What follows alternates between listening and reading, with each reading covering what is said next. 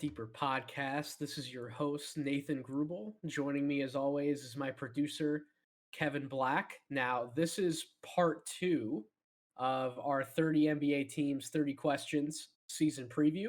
We did the Eastern Conference last week, so if you haven't heard that pod yet in the feed, go and check it out. This week, we are doing the West Coast, decided to break it up into two parts to make sure that we had enough content, but not a 4-hour podcast, right? So, joining me as well is my co-host Cole Miller.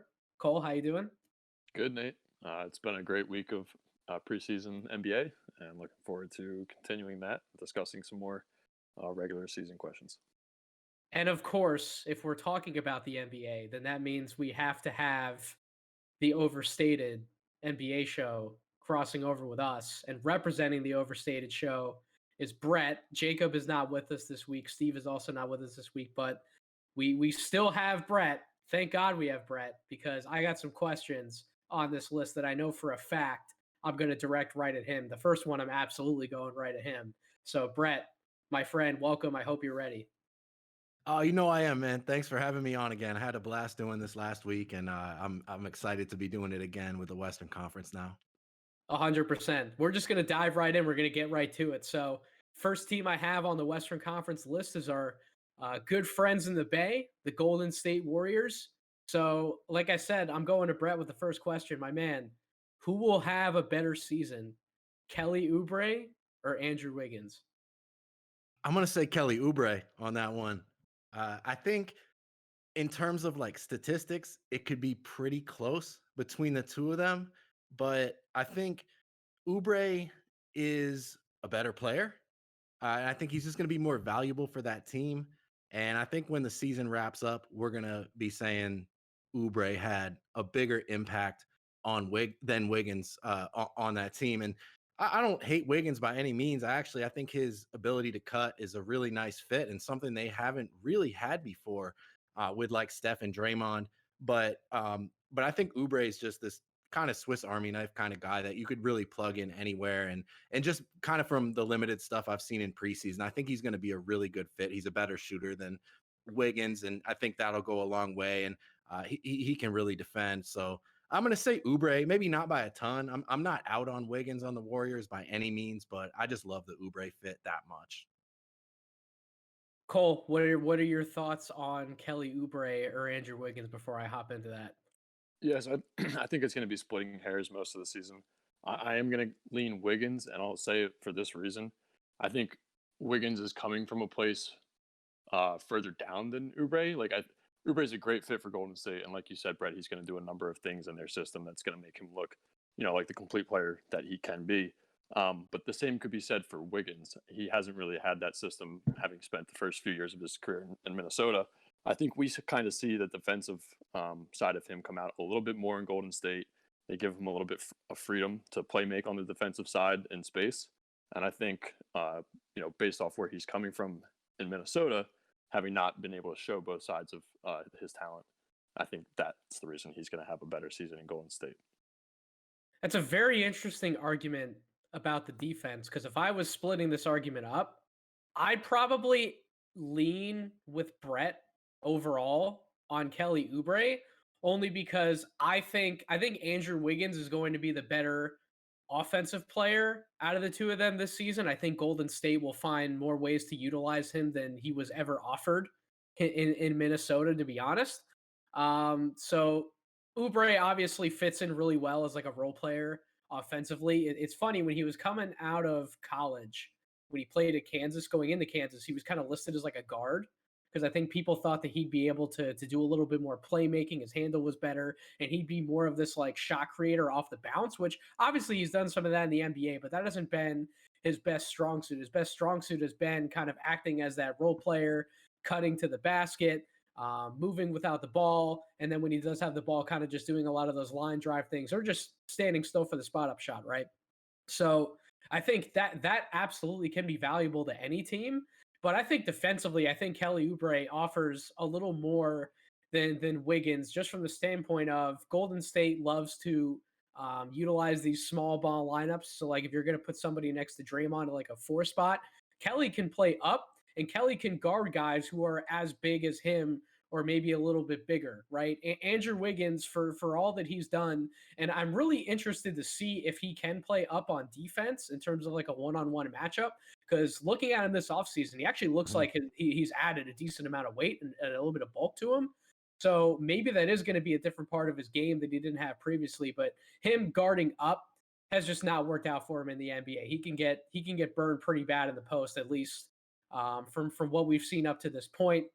And on that same notion, if you have him guard smaller than his position, I think he's getting beat, especially like his off ball defense when he has to kind of like range and play a little bit. And at a Cole's point, that could he could be able to show more of that this season. But at least from what I've seen in the past, when he's had to be responsible for like covering space where like, there's like a point guard or like a quicker guard moving off the ball, I mean, they can just backdoor him and all day long is what I've seen in the past. So I'll be curious to see if that does transpire.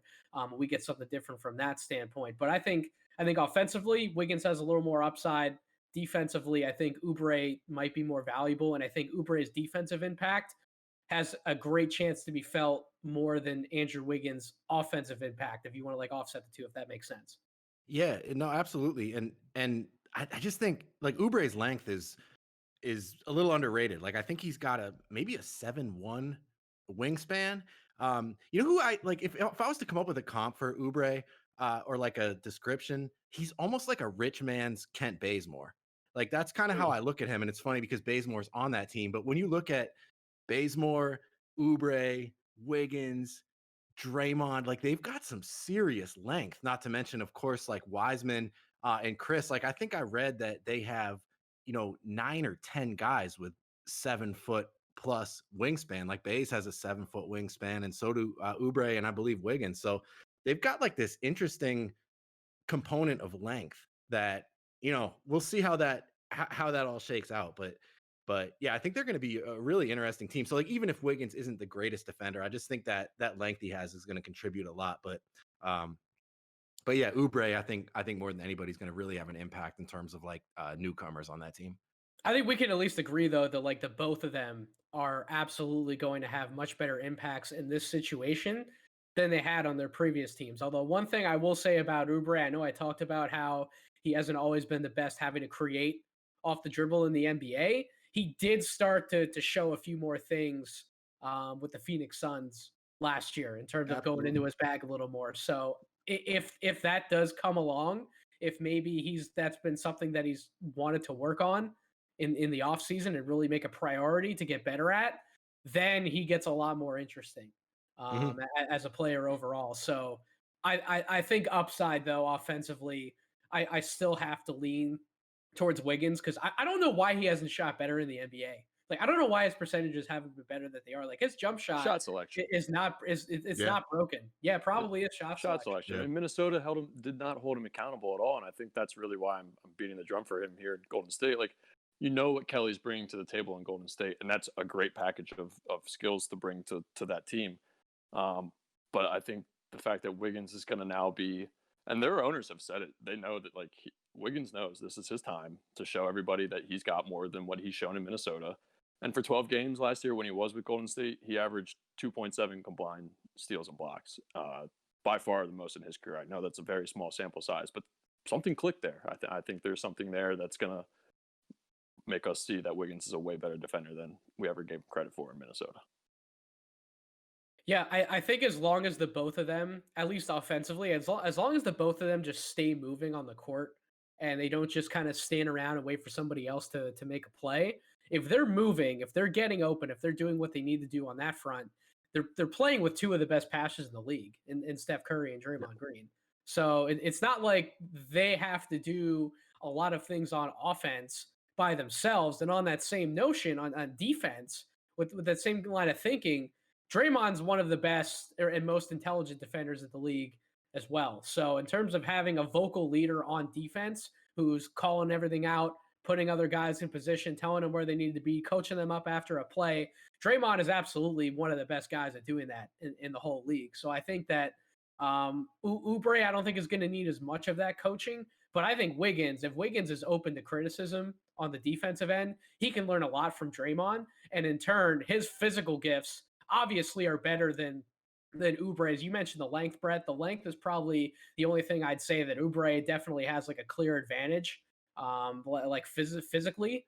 So I think if Wiggins is open to soaking things up like a sponge and taking in all the knowledge he's going to get from both of those guys, I think he can really blossom and flourish. But I guess I'm just going to lean Kelly overall because I'm going to play it safe a little bit on that one. I know that Kelly's going to come in. He's going to be a good locker room guy. He's going to soak up some of the knowledge he's going to get from those two guys. I just bet on him having an easier transition, but I don't knock Cole at all for what he's saying about Wiggins because this is Wiggins. No. This will be his best chance to succeed. Yeah, Cole could very well be right on this. Like, yeah, I'm going with Oubre for similar reasons that you mentioned, just kind of playing it safe. We know what he's going to bring, like you guys both said. But if we revisit this conversation in 6 months and Wiggins is like the clear winner, like I would not be surprised at all, because if he was ever going to put it all together, if it was ever going to click for him, now's the time. And I do think we saw glimpses of that in his short time with Golden State last season. It's all there for him. It's really just up to him. We know about the physical talent. We know about the basketball talent. Let's just see. But yeah, I don't know. He's a tough one to predict, but if it was ever going to happen, it would be this season. It's a perfect opportunity, especially now that Clay is not there. Like, he's going to have a huge role. He could very well be their number 2 option on offense, at least in terms of scoring. So this is a big year for Andrew Wiggins. I think it's needless to say. Yes, sir. Yes, sir. So moving on to our next question here. I have the Clippers next on the list, but I want to tie the Clippers into what I also wrote down for the Houston Rockets. We're just going to get to the big news relatively early in this podcast. Maybe not news, but at least the biggest topic that we probably have in terms of most time relevant, right? And that would be James Harden. So it's funny for the Rockets. My question I wrote down was, what in the hell happens with James Harden, right? So you can take that question, but I had one of my best friends, Scott, who has been on this podcast previously, literally texted me last week, and he posed the question, are we sure the Clippers didn't just sign Paul George to that extension, ultimately move him in a trade with Houston for James Harden? So my question for the Clippers was, would it be wise for the Clippers to explore a trade for James Harden? So I guess we can kind of knock both those out in one shot. Cole, well, what are your thoughts on the Clippers maybe exploring something for James Harden and being one of those teams in the dark that hasn't really been mentioned in those trade talks, but could emerge as a destination? Right. So in theory, I think your friend was onto something in the sense that, maybe they signed Paul George to start equaling out the money to acquire someone like James Harden. But then I try and reconcile that with what I know is going on with Jerry West and the whole Kawhi tampering lawsuit and getting him over to the Clippers. And I'm like, and how Paul George ties into that. And I'm like, does Kawhi really want to just ship Paul George out in a year after all that? And this, so I know I should probably have a better answer, but I have no idea what happens here. I don't think the Clippers should touch James Harden. I don't think anybody should touch James Harden this year. He's clearly not in the right mind frame. And the guys had issues with now Westbrook and Chris Paul. And I know people have their own issues with Westbrook, but Harden's also a common denominator in this. So there's got to be some blame to give to him. I'm just going to stay with no, the Clippers should not touch James Harden. Brett, I'm really curious to hear what you think about this one because you're the West Coast guy, right? Representing the West Coast on this podcast. So Yeah, being a little closer, what are your thoughts? I do go to some Clippers games from time to time. As soon as I can get back to a game, that's going to be near the top of my list. Wouldn't call myself a Clippers fan, but I pay attention. I agree with Cole. I don't think they should touch him. And it's for the simple fact that, call me crazy, but I think the Paul George, Kawhi Leonard thing can work, right? Like that last season, people talk about it like it was just this unmitigated disaster. Look, Paul George was coming off a double shoulder surgery. He missed a significant amount of time during the regular season. And then just when they were kind of getting rolling, just when things were starting to click, and I remember Doc talking about it, things were just coming together, we went on hiatus. And then we all know about the bubble. And look, you can talk about, their miserable performance in Game 7 against Denver, where neither of them showed up. But if you look at the bubble as a whole, and you start looking at the time that Patrick Beverly missed with an injury, The Lou Williams thing and his quarantine and extended absence, Montrezl Harrell not being there for any of the seeding games and coming in out of shape and terrible. Like there was a lot more to it than just Kawhi and PG underperforming. And that was their first year together.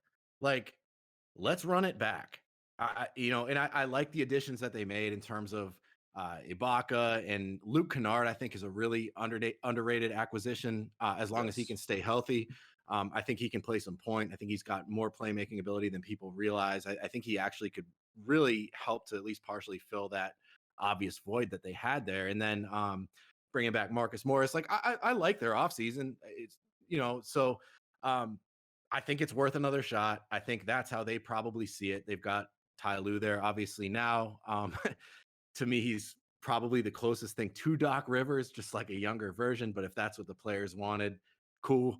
But I think it can work, long story short. And I think we should see what they look like in year 2 before just blowing that combination of the two up after one disappointing playoff run under really weird circumstances. So yeah, in a word, no. I think, I agree with Cole. I think they should just kind of stick with what they have, and Harden would be too much of a, even if they could get him for, say, Paul George. I don't know. I don't know if I would want that. I almost like the fit better with Kawhi and PG. I think they could have something really special there. I don't even know what Houston gets out of it. Like what do they really get out of it if they would make a deal? Like I guess obviously like if you're swapping like the Paul George and James Harden salaries, like a lot of the money works. Like you really don't have to have too much filler there just to make the money work. But in terms of a package, like what are the Rockets really getting back? Like so they're gonna lock themselves into Paul George. They're not necessarily hitting the reset button doing that because you still have John Wall there. You have Boogie Cousins trying to make a resurgence. So you're essentially locked into this like John Wall, Paul George, Boogie Cousins team, which sounds great probably like 3 or 4 years ago, right? You're talking about like a super team. Now I don't really know where that gets you, and I'm not sure that that's attractive for Houston moving long term. In the short term, still sticking with the Clippers, yeah, I agree with both you guys, and I hate how there's been so much Paul George slander. I despise it. Colin Cowherd made a great point on his show that how many people in this league actually get to the top of the mountain and win a championship, and how many people do it repeatedly. It's not Really, the list isn't very long, but it's there's a really lot of hard. there's a lot of great players who haven't won championships, but yet I don't hear them slandered nearly as much as Paul George. There have been great stars who have just come up short in some big games and just haven't gotten to the top of the mountain. But that doesn't mean that we should just say we should go like the other end of the spectrum and just say that like, oh, they're not like top 15, top 20 players in the league. Like, no, I disagree with that completely. And quite frankly, Paul George is still a really useful, impactful two-way player. I mean, it wasn't really. I guess it has been longer than it feels like to me. But to me, it really doesn't feel like that long ago when he was dueling with LeBron James in the Eastern Conference to No, try and go it to the was not. finals. It was Like, not that long ago, and that's the thing, man. He's only what 30 years old, and he's been to the conference finals, like with Indiana. And then when he goes to OKC, he finishes third in MVP voting. He has a phenomenal season, and he's not that far removed from that. That was like 2 years ago. So I mean, That's when yeah, his I don't. shoulders started to bother him too. Like, yep, Right, and he was coming off double shoulder surgery yeah, last season. Like, yeah, give the guy a break. I mean, and honestly, if you look at his stats from the Denver series, if you look at just games 1 through 6, right? Because we know both him and Kawhi shit the bed in game 7. But right. if you look at games 1 through 6, like his numbers were pretty damn good. Like he did his thing. It's just like he had like 2 really bad games against Dallas and then the game 7 against Denver. And everyone's just like, he's makes jokes, play all the playoff P stuff. But I just think that stuff it's almost like internet, like Twitter, like meme kind of jokes. Like, but people that actually know basketball know that Paul George is still a top 20 player in the NBA. So, and I think the Clippers are smart enough to not blow it all up. Like, I mean, oh, sure, Harden, like in a vacuum, is a better player. I get that, but like, let's make this work with Kawhi and PG. I mean, I don't think they have beef between each other, right? no, Like they're cool with each other, and I think that's the most important thing. Like if they didn't get along, okay, maybe you move Paul George if he's got a beef with Kawhi. But I think they want to make this work, so let's do it. I think they will, and I don't think they're even going to explore that option to answer the question. Yeah, they didn't have enough time to gel together. They were No. given one season, and big experiments like this generally take 2 to 3 years to come to some sort of like tree that's bearing legitimate fruit, right? So like that's just the nature of the beast. That's just how the league works. It is what it is. So I guess we can all agree that the Clippers probably aren't a good destination. So we'll cover the Houston side of the question then right here. So Brett, if the Clippers aren't really in the picture, what the hell does happen with James Harden? What do you think is going to happen? Well, not to toot my own podcast's horn, but we recorded an Please episode. plug your podcast, please. We recorded an episode of the Overstated NBA show on October 18th, and I think Jacob brought up the idea of Houston trading Harden, and then Steve threw out the word Philly, and then I threw out the name Ben Simmons. And it all just kind of fit together, and we were just like, huh, that makes a lot of sense. That might be their only move. This was before, I think it was right after Morey left Houston, but before before he went to Philly for sure. And we were talking about this, and look, it still makes sense because that's a guy like you were talking about in the last part there, like what's really in it for Houston if you're getting Paul George back, right? Like, does that really change things for you? It's a big name, but it's not It's really a big future. name, but it's not like he's not like a guy that represents like the identity of your team. Like, I think he's like a secondary player. But if you're talking about Ben Simmons, that's a guy you could really build around and like, okay, this is the direction we're going. Like, we're going in this totally new direction. So I think Ben Simmons is one of the few guys in the league that might be available in exchange for Harden that's like worth it to them. Like they could commit to him, they could build around him. Like, don't you think Paul George isn't really a guy you build around? Like, he's more of like a piece. He's a great piece, but he's not like a number one guy. Ben Simmons is a guy that can sort of define your team. Like, and I think he fits with what they have now. I think in Christian Wood, they've got a center that can really stretch the floor. I mean, that guy can shoot it, no doubt. And but the bottom line is, like, I think he's kind of the best available potential target for Houston in exchange for Harden. So regardless of fit or anything else, you're getting a guy that's, how old is Ben Simmons? 23, 24. Yep. I mean, and we all know how good he is. I don't need to tell you guys, you're Philly guys. So from Houston's perspective, I'm not saying Philly should do this or will do this, but from Houston's perspective, that makes more sense than anything. And obviously, we've heard the rumblings in the last day or two that Simmons might be available, but you guys would know better than I on that one. But I like it from Houston's point of view. I would do it. I think that story leaked from Houston side. I think they're trying to force Philly's hand a little bit because as much as there's speculation out there that there are contenders in both conferences that have interest and want to give up assets, I think that's just a rumor. I think Houston's trying to float a lot of stuff through the media right now to try to force somebody's hand. I don't think Brooklyn is ultimately going to force its own hand. I think if anyone really does the deal right now, unless there's a team out there again that we don't know about, and trust me, this happens in the league all the time, as we're all familiar with. These like surprise out of nowhere teams just pop up and make a big move or a big trade. But in terms of like obvious fits, I agree. It's probably Philly. I don't really know where James Harden gets the Sixers if you do the Ben Simmons swap, because they're probably going to have to throw in something with Ben Simmons. So it's probably like Ben Simmons, maybe like one of the younger guards, like a Shake or a Thibault or something like that, then some picks, right? That's probably how the deal gets done. What I will say though, go ahead, Cole. Yeah, real quick. The Sixers came out and said that if we're moving Ben Simmons for Harden, we're getting more back along with Harden. So not vice versa of what you just said. So they've already. Yeah, that's the thing. Like they have the leverage.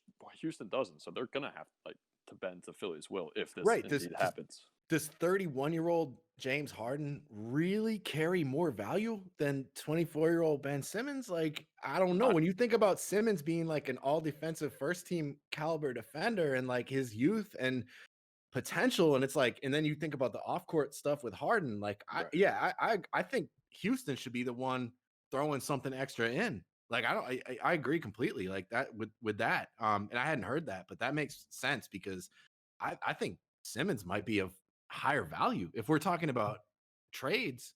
Totally. Given the circumstances right now. And look, the question was what in the hell happens with James Harden? So before we declare he's already a Sixer and we ruin my season before the season starts, let's answer the question. Houston's stuck with him. They're stuck with him this year. He's forcing his way into a hole that nobody wants to dig him out of, or give up the talent to dig him out of that hole. The only dark horse team I could see possibly doing this is Portland, and they give up on CJ, and they say that we need somebody better than CJ, and we're going to give this a real swing of the go because this is probably our best Oh my chance to do God. it. I think Brett just had a heart attack. Hey, the Blazers are my West Coast team for sure. And yeah, I'd probably do that.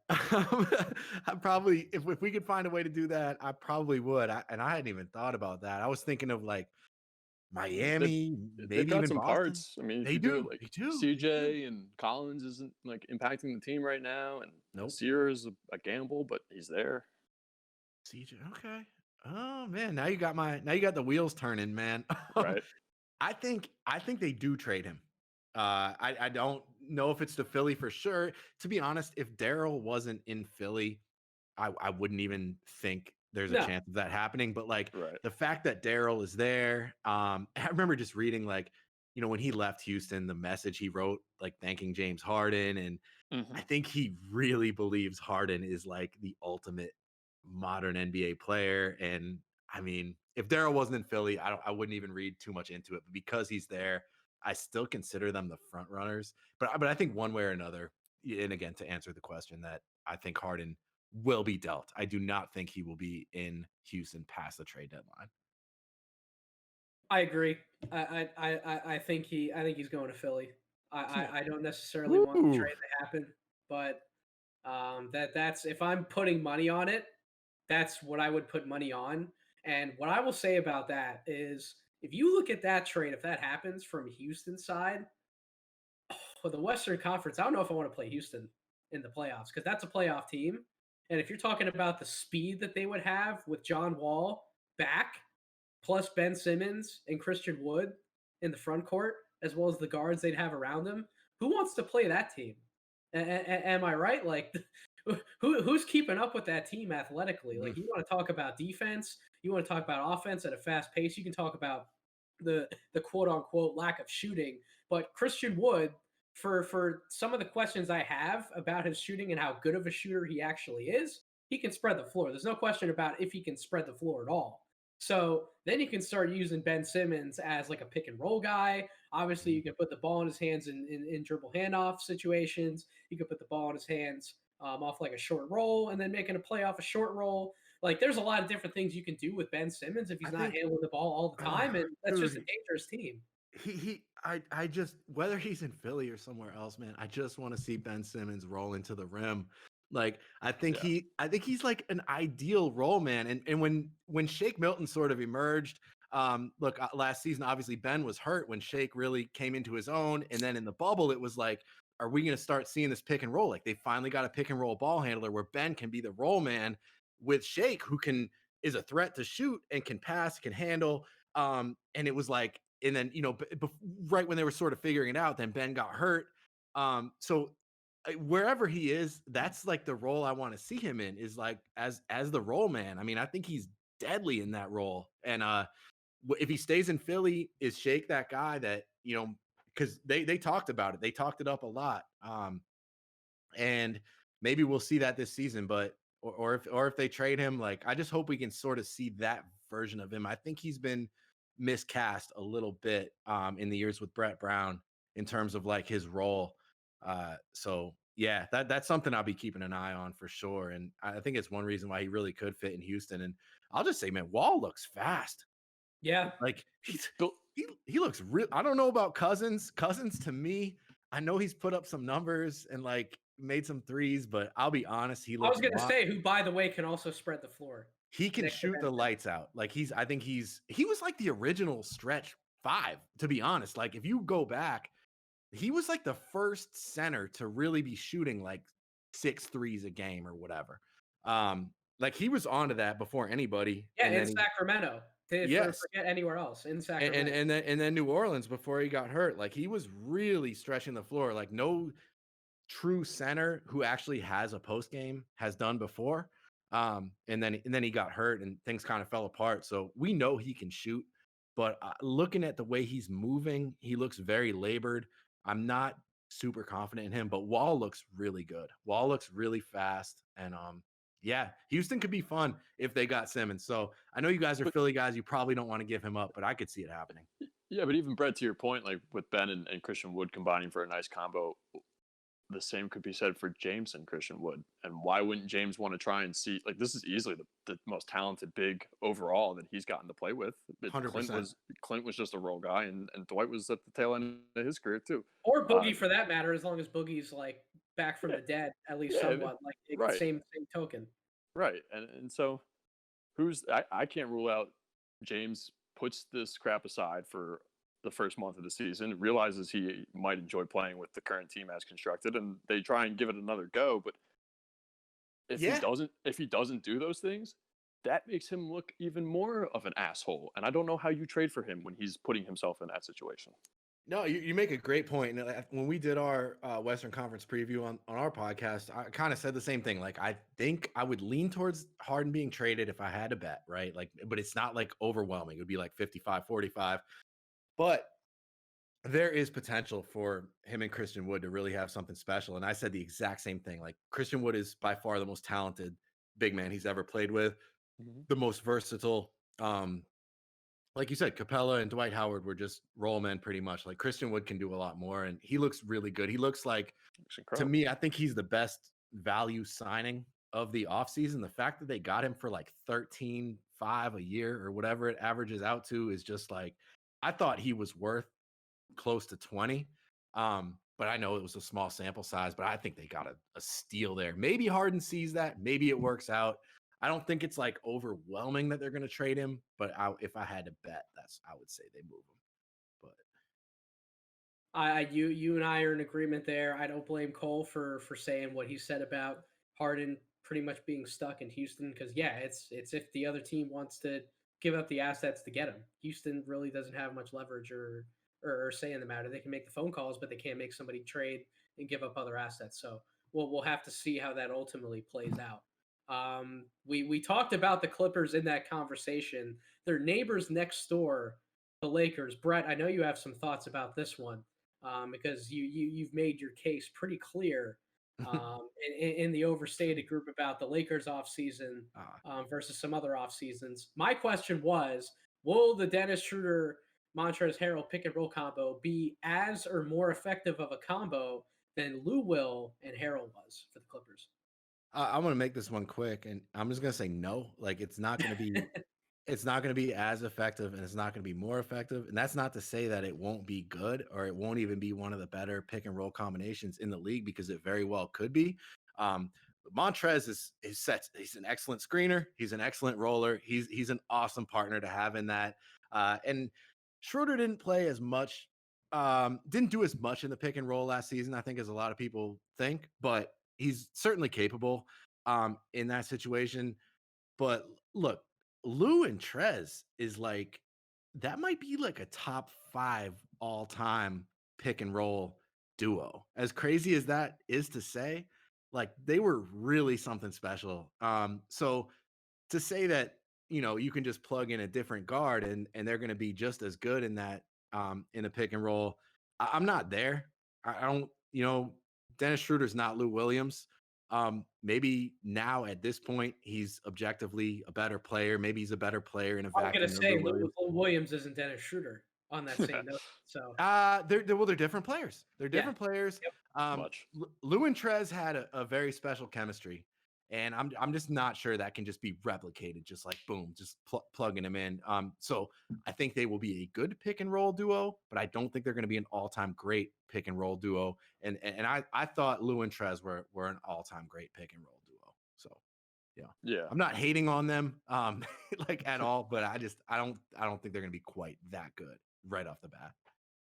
I don't think they'll be that good either. I think honestly it'll be even more pick and pop for these two because I think if Schroeder gets the corner, you really want him going downhill and finishing at the lane or getting the foul.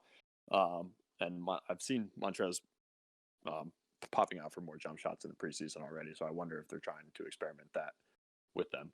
But I think the main reason being they won't be as effective is because Lou Williams could pull up or make a floater from just about anywhere, and you had to respect that.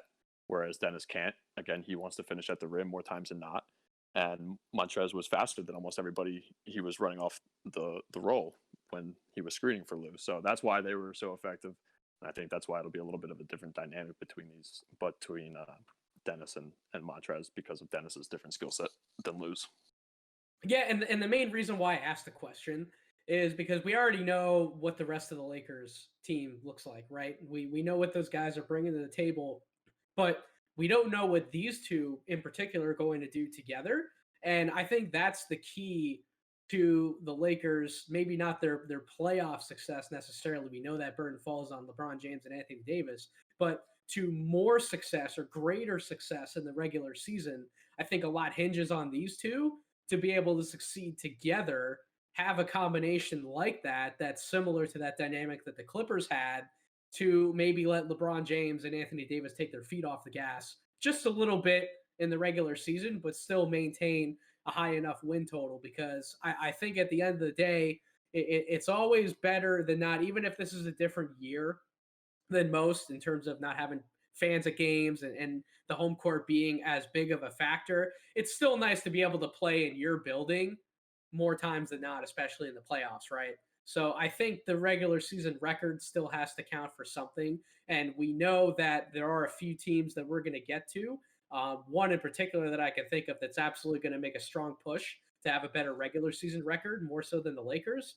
But if LeBron James is motivated, he's like, hey, let's keep that home court. Let's play as many home games in LA as we possibly can in the playoffs. What can we do to get there? Those two have to be looked at as one of the keys during the regular season that's going to help them get there. So that's really why I asked the question. Yeah, they definitely do during the regular season have to step up and carry some of the weight while those two get their rest in, those two being Anthony Davis and LeBron. Come playoff time, though, this question should be changed to Anthony Davis and Schroeder on that pick and roll. That's going to be some dangerous stuff with the foot speed between those two and the skill between Anthony Davis. I think that in the playoffs is just going to wreak havoc on people. Absolutely. I'm glad you brought that up. I think that's a more important thing to consider in the grand scheme of things because it's like, yeah, it's not just Schroeder and Lou. Like it's Schroeder and Lou, Schroeder and Harrell. But yeah, Schroeder and Davis could be absolutely lethal. Yeah, it'll be interesting. I like the offseason they had. I just don't love it. So I know I've like just because people were so hyped on it, and I was kind of like, I don't know. I mean, it was good, but maybe not great. I don't know if they got that much better. That's just kind of my stance on that. But we'll see. I will say it's been fun in the preseason to see Marc Gasol play at like the top of the key and kind of like feed everybody and kind of add like a different dimension to that Lakers offense because they haven't had another big that can kind of just stand there and see the whole court and just be flinging passes everywhere to all these different shooters that they have. So I think that aspect is really fun, and I think it's definitely something that's going to benefit the rest of the team and something that's been undersold because when people talk about Marc Gasol, at least nowadays, kind of what he was for the Toronto Raptors, like he was pretty much a guy who was just he was going to shoot a three when he was open, and you know that he's a big body down low who's smart enough, who's going to be able to hold the team together enough defensively at his age, right? But I think people forget that playmaking and passing is still, for the most part, IQ based. And Marc Gasol's basketball IQ isn't going to go anywhere despite how old he gets. So the playmaking side of him that was great in Memphis that even then kind of was undersold. Like he was in some ways he was the Jokic before Jokic broke out on the scene. Like Marc Gasol was the best playmaking center in the league. So just having that as something else for the Lakers to be able to tap into, along with some of the other additions they made, I think that to me is what really spoke out more about their offseason because I think it lets them play a few more different ways than they might have been able to last year when you just have all these really high intelligent guys together. Would you say, like, do you think they traded offense for defense or defense for offense? I should say, like, because I feel No, like they in have losing, you lose Rondo, Avery Bradley, JaVale McGee, and Dwight Howard, and then you bring in, Gasol and Trez and Schroeder. It's like I know Gasol was, has been known for his defense for a long time, but I'm not sure he's like an elite defensive anchor at this point. I almost think his offense, like you mentioned, his intelligence, his IQ brings more value than his defense. And it's like, I don't know. I wonder. That's how I look at it. Is like they kind of traded some defense for some offense. they That's a did. really simplistic way to look at it. I know, but that's sort of how I see it, and I'm not quite sure how that's going to end up looking. I'm not really. I don't really want to say they got worse, and I don't really want to say they got better. They just kind of got different. Well, they're betting on Anthony Davis to be like that defensive player of the year guy and Right. and maybe take it up even a notch past that. Like I personally I would have voted for Anthony Davis as defensive player of the year last year. I wouldn't Me have too. voted for Giannis. But so they're expecting him to be there, take it up another level, and then especially come playoffs, they're expecting LeBron James to kind of stay at the level that he was at in the bubble defensively because when he had to play defense, he was there and his impact was felt. But yeah, losing some of those other guys in the perimeter is going to hurt them, I guess. If you expect Alex Caruso to be an even better defensive guard, if you expect KCP to kind of take some of those lumps, and you expect Schroeder to maybe not be like a lockdown defender, but at the very least be active. And when those steals are there to be hunted for, you expect Schroeder to be able to step up and make some of those plays defensively to get everybody out on the break. Like you're basically betting on the guys that you have to take a step up on defense to support the offense that you brought in. I'm kind of with you, Brett. I don't know how much better those individual pieces can be defensively, but yeah, that's the gamble they're making. But if that happens, if if the guys they have take a step up on defense and the guys that they brought in have the offensive impact that they expect them to have, then that's an NBA champion again. I mean, that's an absolute monster of a team. So those are some relatively big ifs, but I think that was probably the thought. The Lakers build for the championship when they make offseason moves, in my opinion. Yeah, the regular season matters to an extent, but they're not making roster moves to be like, oh, we need to get 2 more wins here. I don't think that's their thinking at all. Right. So I think when they get to the postseason or closer to the trade deadline, if they need another defensive guy, they'll go figure out who that is. I think we'd be remiss to not mention Talen Horton-Tucker given the preseason he is having. The dude has some physicality to him. He might not be the most terrible option, and he's in-house already for him to step up and take some different roles on this season for them in terms of playmaking and defensive stopper. He's shown a little bit all of it so far in preseason. Sure has, man. And it's like, how much is Wes Matthews going to give you? That's sort of like, that's sort of what Talen's role is dependent on, in my opinion, is like, if Wes is a little more washed than we might think, then Talen's going to have a role. I mean, I think Talen at this point is in their top 10 in terms of rotation. Oh, he's absolutely in their top 10. I could make an argument that he's going to break into their top 8. Well, I was talking about this in the group as far as like top 8, and I had a hard time getting to that just based on the preseason stuff, but like it's possible. But it's not just the preseason. He showed out in the bubble when he was given the opportunity too. Now, obviously, they didn't really go to him in the playoffs. They wanted to lean on experience, but when he was in there in those playing games, he was not like those 8 games. Like, oh no, he was a key contributor. Without question. I wrote about this. Like I feel the same way. I mean, he was fantastic, and he's a very, very interesting player, man. I mean, he can do some things that not a lot of guys can do in terms of finishing, namely shades of Eric Gordon. I like that comp. I like that comp a lot. I really do. And he's even longer. I mean, he's got this absurd wingspan. Like his wingspan to height differential is nearly unparalleled. I think there's maybe one or two guys. Like I think Reggie Jackson, oddly, and maybe like Right. Mo And Bamba, but Fultz. like he's Markel Fultz is like 6'3" is to a- like he 6'10". Yeah. he's up there, but yeah, exactly. Well, Horton Tucker is like what 6'4" to 7 feet, something like Yeah. that. It's Mhm. He's got something crazy. yeah, and I mean that's not everything. We obviously I think we read into wingspan a little too much sometimes, but you can see it in a practical sense in his game and Right. just his ability to finish. He's got this knack, just this touch. He's such a good finisher, and his shot looks a lot better. That was kind of the big swing skill with him was his shooting, where it's like he's gradually improved ever since high school, and then if you look back to his time in the G League last season, and then in the bubble, and um I have this theory where like guys with really long arms like that, it's hard to have a compact, efficient shooting motion when you've got these Yeah. absurdly long arms. Like we see this with all these guys with long arms. And he seems to maybe have figured it out though, because it looks a lot quicker, a lot smoother. It looks like he's adapted properly, just in the small sample size we've seen in preseason. So I wouldn't be surprised if he has a role. He's got a lot of defensive upside with that length and just his build. I mean, being 6'4", 240 or whatever he is, he's a fucking tank. So Yeah. Yeah. I'm excited about that kid, but I'm just tempering my expectations where it's like, I don't know, maybe this isn't the year, but it would be next year if it's not this year. But he's a player. No, I'm all good to have the Taylor Horn Tucker conversation because I think if I would have wrote this list of questions a week later, he probably would have been the question. Mhm. I was going off of what I had written down, obviously, but it's been really interesting to watch him, especially in this preseason. Because if you look back, and Cole, feel free to agree or disagree with me on the evaluation of him coming out of college, but I kind of looked at him as like this doughy guard who had this insanely long wingspan who you knew was definitely going to come in, play some good defense, rebound the ball well for his position.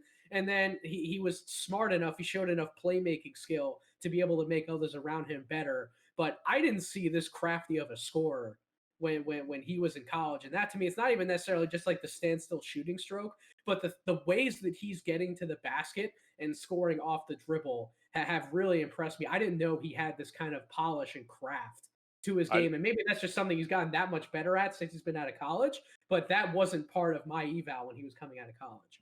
Yeah, I certainly didn't see that at Iowa State. If you remember a Georgetown player by the name of LJ Peak, I thought Taylor Horton Tucker was like just a little bigger LJ Peak, honestly. He went undrafted a couple years back.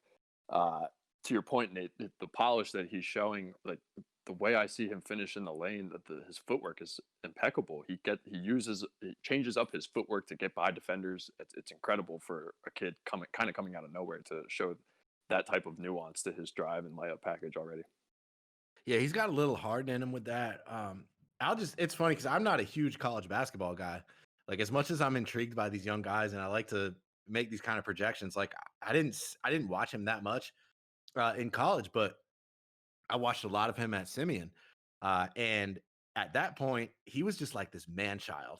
Like I remember thinking when I saw him, like, this dude is 26 years old. Like, there's no way this kid is 17. Like when you looked at him, because he looked just like he does now. Right. He just looked older. He was physically so developed. And so in high school, like, he used that to his advantage. Like he was just overpowering guys. He was like dunking on guys.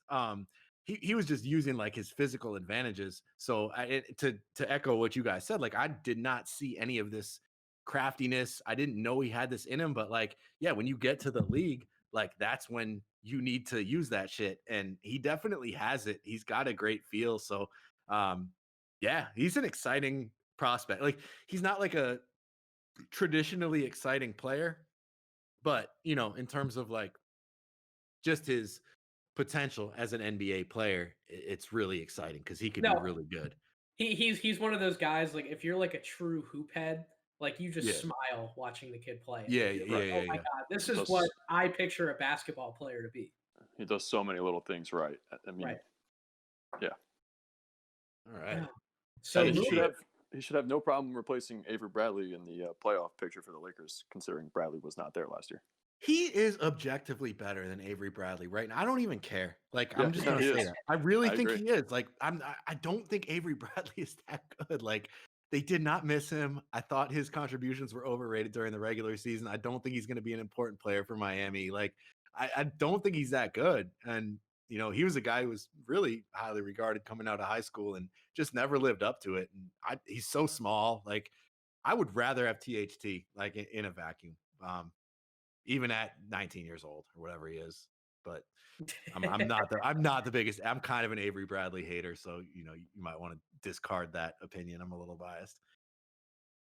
No, it's all good. I'm there. I think I can get on that ship pretty much. Avery Bradley was always one of those guys that really intrigued me because that was like one of the old "what's your eye test tell you about his defense" versus what do the numbers say, because the numbers always tanked his defensive impact. No, he's Yet great. if you watch games, you're like, this guy's a ball hawk, right? So that was always a fascinating part about the Bradley debate. But moving on from the Lakers, I mentioned that there was a team, at least one, that I'm looking at clear as day that's going to challenge for the top record in the West. I'm going to move ahead a few spots here in the questions list. That's the Denver Nuggets.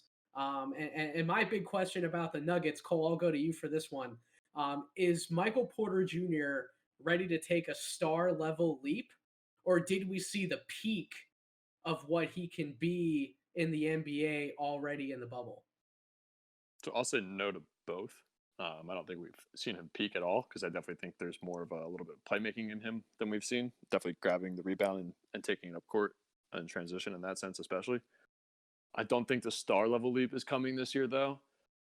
If he is averaging 20 a game, it's on pretty poor numbers, and I think Denver's again dealing with injuries to Will Barton and Gary Harris. To me, those are the two guys Denver needs to be healthy at the end of the year if they really want to make this championship run.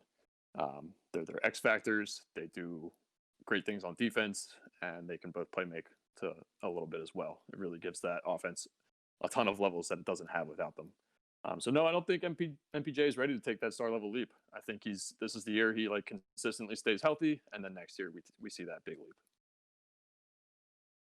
Brett, what are your thoughts on MPJ? I know that you've certainly Yeah, been really high on him, and you've been one to come out and sing his praises for sure. yeah, I've been high on him for since high school. I mean, I want to say it's been like 5 years ago was maybe the first time I heard about him. He dunked from the free throw line in a high school game, and that like turned my attention to him. And ever since then, I've sort of been keeping an eye on him. I mean, there's only so many guys in the history of the NBA that are like a legit 6'10" that can do what he does. To be honest, it might just be him and Kevin Durant. Like, I mean, he's in a very elite class in terms of that. Um, and when he, I think early in the first quarter of this first like breakout game in the bubble, I was just like, this might be who he is from now on. I was like, there's a non-zero chance that he's just a star, that he could lead the Nuggets in scoring this season. Um, the 20-point per game thing, I think, is very realistic. If I had to bet, I would say he does average 20 points a game this season, assuming he can stay healthy. So if you want to call that a star leap, like I'm not saying he's going to be an all-star or all NBA, but I think he can be a 20-point per game wing this season, assuming he stays healthy. And my question is this, like, um, I have not watched him in the preseason yet. I assume he's still playing with that brace that he always plays with for his drop foot. He's played with it his entire time in the NBA. It's almost hard to notice when you watch him play, but it holds his foot in place. And that's the thing where when he can get rid of that, when his foot doesn't need to be supported anymore, because from his back surgeries, like I'm sure you guys know, like that was one of the side effects that's kind of lasted, is like he had some nerve damage and he can't hold his foot up all the way. So he plays with this like stiff brace. And if you look closely, you see it, and it holds his foot up. And because he has drop foot. And drop foot tends to clear up with time. And when that shit clears up for him, I think he could go to a whole nother level athletically. Because you could even see in the bubble, like when he was going up for lobs, if the timing's right, it's no problem. But everything has to be timed. Like he's not spontaneously athletic the way that you'd want him to be. And I think it's because of that drop foot. So I have not seen him in the preseason. I'm assuming he's still got the brace. But if that brace ever comes off, I think that's when he goes to the next level, because that means he's got full control of his foot. and I think he could be that much more athletic. For this season, I'm thinking 20 points a game, maybe a little more, maybe a little less. I think he actually has a chance to lead them in scoring. I think he's going to be their starter from day one. I don't care what Will Barton says. Will Barton has not earned the right to demand a starting role. He's started very few games relative to his whole career. So I don't think it's out of the question. I think it just comes down to like your definition of star. He's not going to be an all-star, but he might average 20. So on a good team. So to me, that's a star leap. You answered the question correctly because I did say star level leap, not all star, because there is Right. a difference, and there are stars that don't make the all star team every single year, right? So I you agree. answered the question. Yeah. So I my only thing about MPJ, you could talk about the health stuff. I think the health stuff has been talked about enough. I don't necessarily need to use that as a talking point anymore. Like the concerns were there in the past. He's pretty much gotten ahead of a lot of the back stuff. The foot thing, as you mentioned, is obviously a significant hindrance to him getting better physically. But I think health concerns at the end of the day are always going to be there for anyone really who's like 6'10 or taller, right? Because especially when you talk about getting in the NBA, putting on the kind of muscle that these guys do over time, you're carrying more weight, you're at a size that's not the most natural size for a human being to be operating at that speed all the time. Like those things just come into play naturally, right? Like it is what it is. But just in terms of his game, he's got to dial it back just a tad.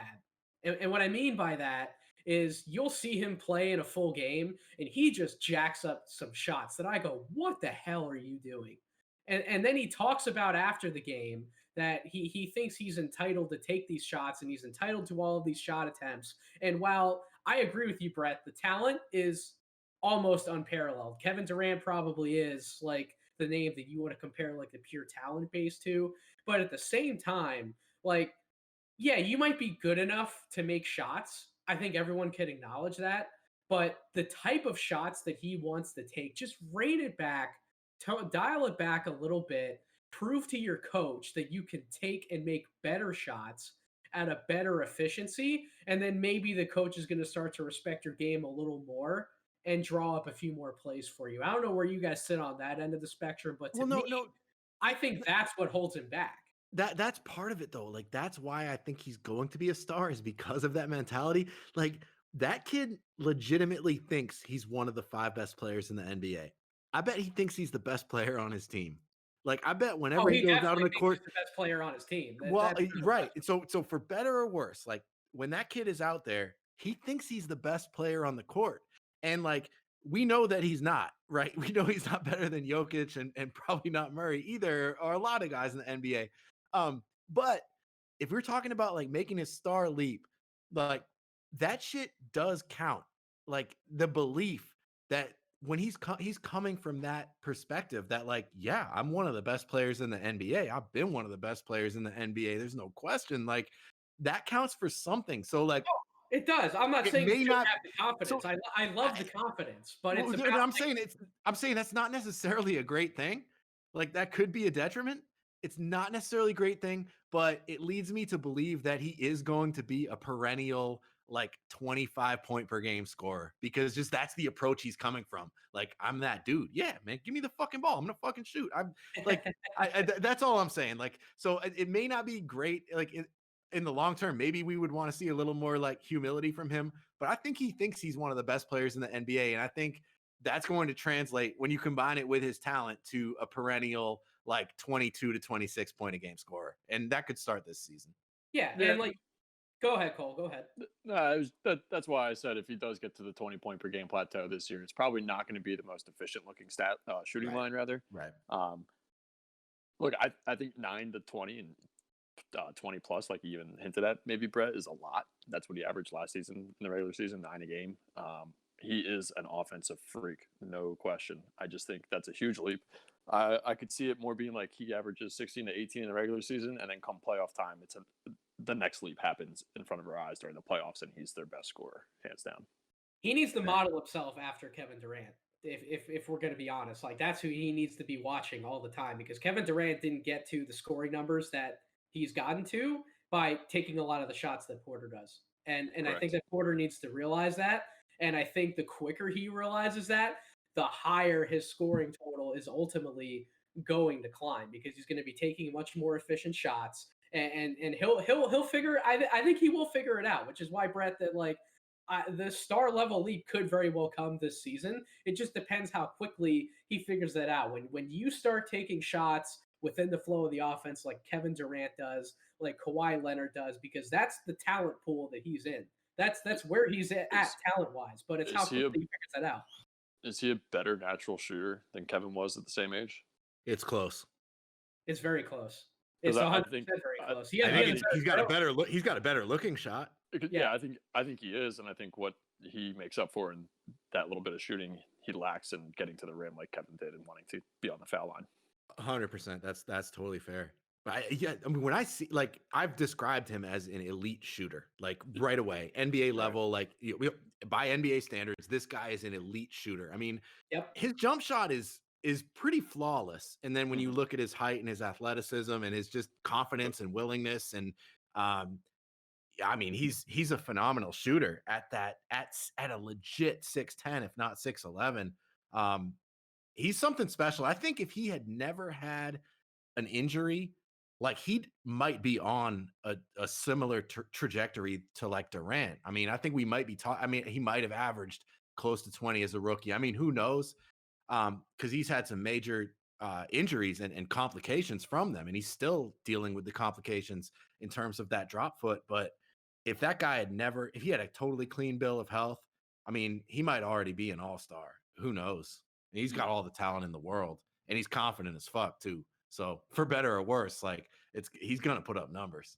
One thing I'll say to Cole's point about getting to the basket, I agree. I don't think he's ever going to get to the basket the way like somebody like a Kawhi or like a Kevin Durant does. But what he does to make up for that is he is one of the best players at his size, hunting for, getting, and converting on offensive rebounds. Like that man is always by the basket to rebound the ball offensively. And if you can fill in some of those gaps with efficient shots like that, and that's something I've always praised him for. When you see a player attack the glass like that and want to rebound and get easy buckets that way and show that much heart and hustle, that's something to be commended. Especially with his talent level, his natural talent level. Oh yeah. So it's ironic that like it's ironic that like he operates like that and he has the mentality to do that, but then you see him like take shots on like the complete other end of the spectrum. So that's he's got to figure some of it out. I think he will. I don't know how quickly he's going to figure it out, but I think either side of the coin here is a valid argument, 100%. So next, I want to talk about a really intriguing team to me. Got a lot more intriguing in the offseason with the Chris Paul trade, and that's the Phoenix Suns. But we can talk about the obvious. We can point out the Chris Paul's of the world, Devin Booker, DeAndre Ayton. I want to talk about two guys that don't get enough love and I think are due to get more love. So, Cole, I'll go to you since I know that you like both of these guys. You like talking about one especially. Is there a leap to be had for Mikal Bridges and Cameron Johnson this year?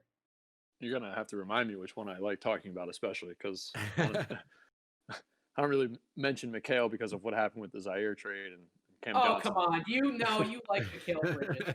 Yeah, no, I do. No, Mikal's a great player. If anybody takes a leap this year, I think it's him. And really, I do think that because he's healthy out of training camp. And I think the Phoenix rotation is going to get locked in pretty quickly. And Cam will be a part of it. But that starting five is really going to get locked in pretty quick. And I just think they're going to ride them real heavy to see what they have in that starting five so that come playoff time that they know what they're working with. Cam Johnson, to me, I think is just more of he needs good players around him to make him the best player, the best version of Cam Johnson possible. And Mikal's got a little bit more ability to put the ball on the deck and do stuff for others as well as do stuff for himself.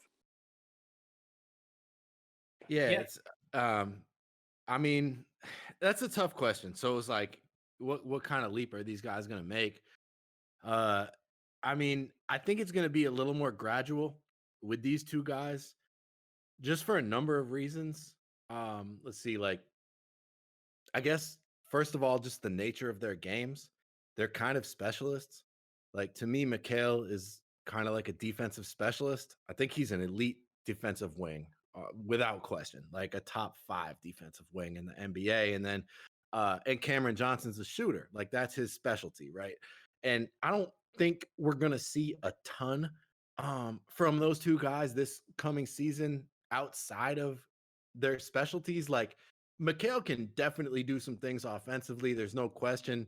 Um, but I think defense is really his calling card, and with Cam, 3-point shooting is his calling card, and then also just the depth that that team has at forward, where it's like it's Mikhail and Cam, and then but then you've got Jay Crowder who they brought in. Um, they drafted Jalen Smith. They brought back Dario Saric. So I don't think either of them is going to see like a huge increase in playing time. If anything, it could be a slight decrease, from last year. And then the last thing is just like their age.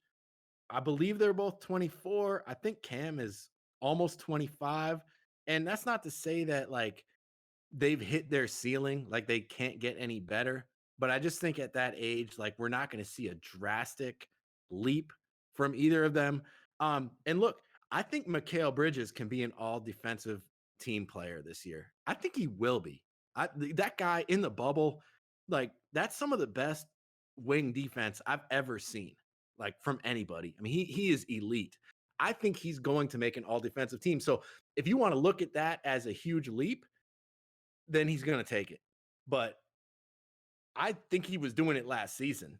And I think he's just going to finally kind of get the recognition he deserves this coming season. So I don't see it as a huge leap. I think it's going to be a little more gradual from those guys. But I think they're both going to be very important pieces for this Suns team, without question. Yeah, I guess it matters what your definition of a leap is. I agree with that. And notice I in the like a little disclaimer in the question, I didn't necessarily like specify what type of leap or how big of a leap, but I definitely think that people are going to talk about Mikal Bridges a lot more. And I think that's going to happen not only because the Suns are obviously going to be a better team than they were, they're going to mirror and probably end up outperforming to a degree what they did in the bubble this season, but I think it's because of Chris Paul. And when you talk about the Chris Paul edition, I don't know how much he was brought there to necessarily help the betterment of Devin Booker. I think he takes some pressure off of Booker. And if you want to make that argument and say that that does make Booker better because it doesn't have as much pressure on him as a ball handler all the time, fine. But I think Booker is going to do the same things that Booker was doing, right? Like I think if Booker makes like another leap, it's going to be because of him getting better, not anything that Chris Paul is necessarily bringing to the table. Chris Paul he's really there to make DeAndre Ayton a lot better than Devin Booker has. And I think to that extent, he can also help guys like Mikal Bridges and Cameron Johnson be better off the ball offensively, taking more advantage of those skills because Mikal did a lot of stuff in college that I haven't necessarily seen him get the chance to do a ton in the NBA in the NBA with like his off ball cutting.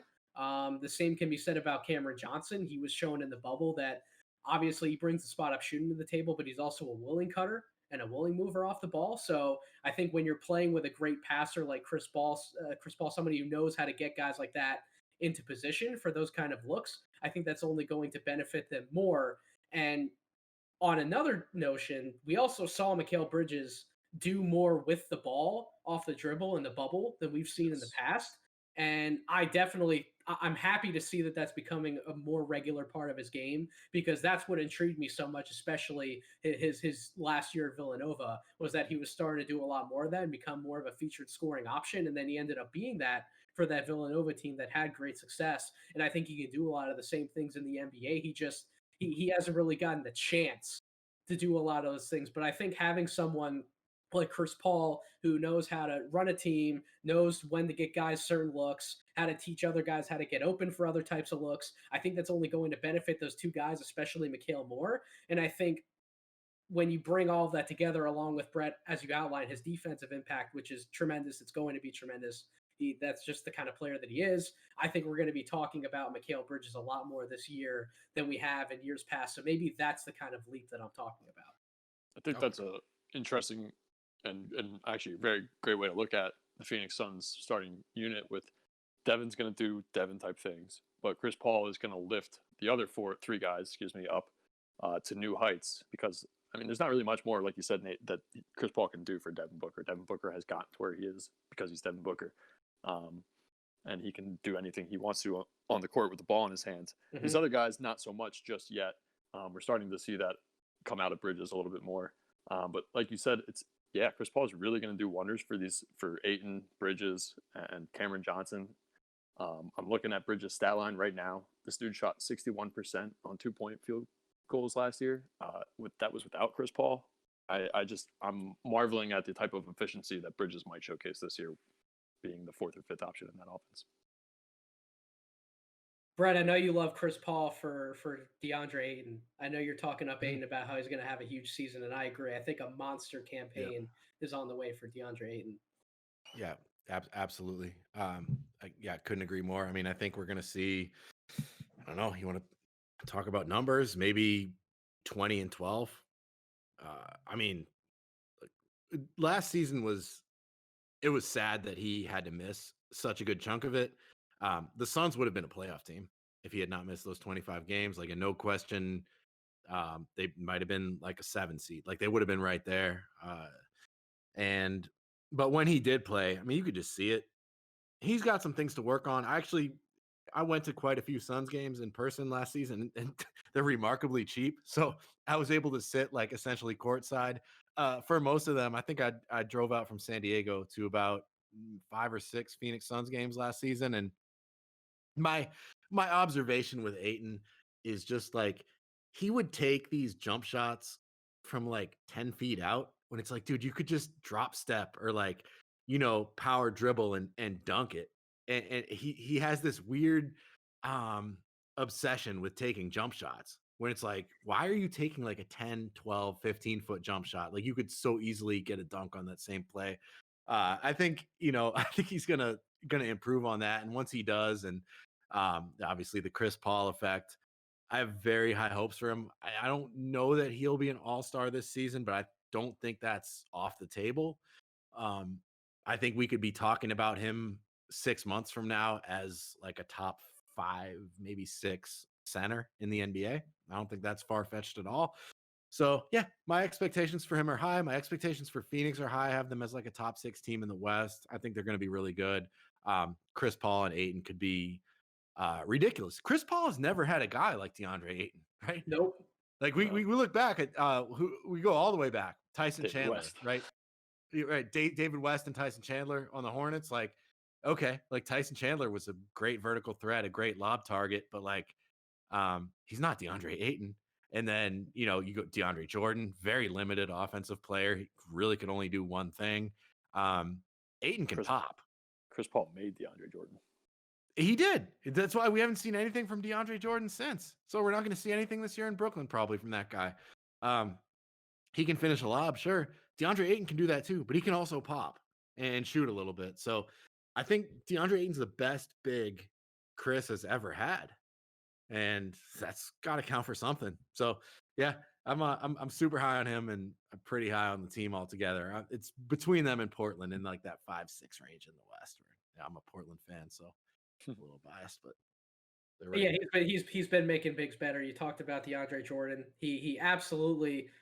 Steven Adams definitely benefited from having Chris Paul as well. Yep. In that short time with the Thunder, and it's only going to get better for DeAndre. And yeah, we're all excited about the Phoenix Suns. God, I can't wait till the regular season starts. Valley Boys. Yes. Yeah. Moving on, we're not going to spend a lot of time on these next 2 teams here. I just want to knock out these questions quick. The Kings, I don't really see a lot interesting to talk about with the Kings. If we want to be talking heads, sure, we can talk about the Aaron Fox and how good he is and how good we think he can be.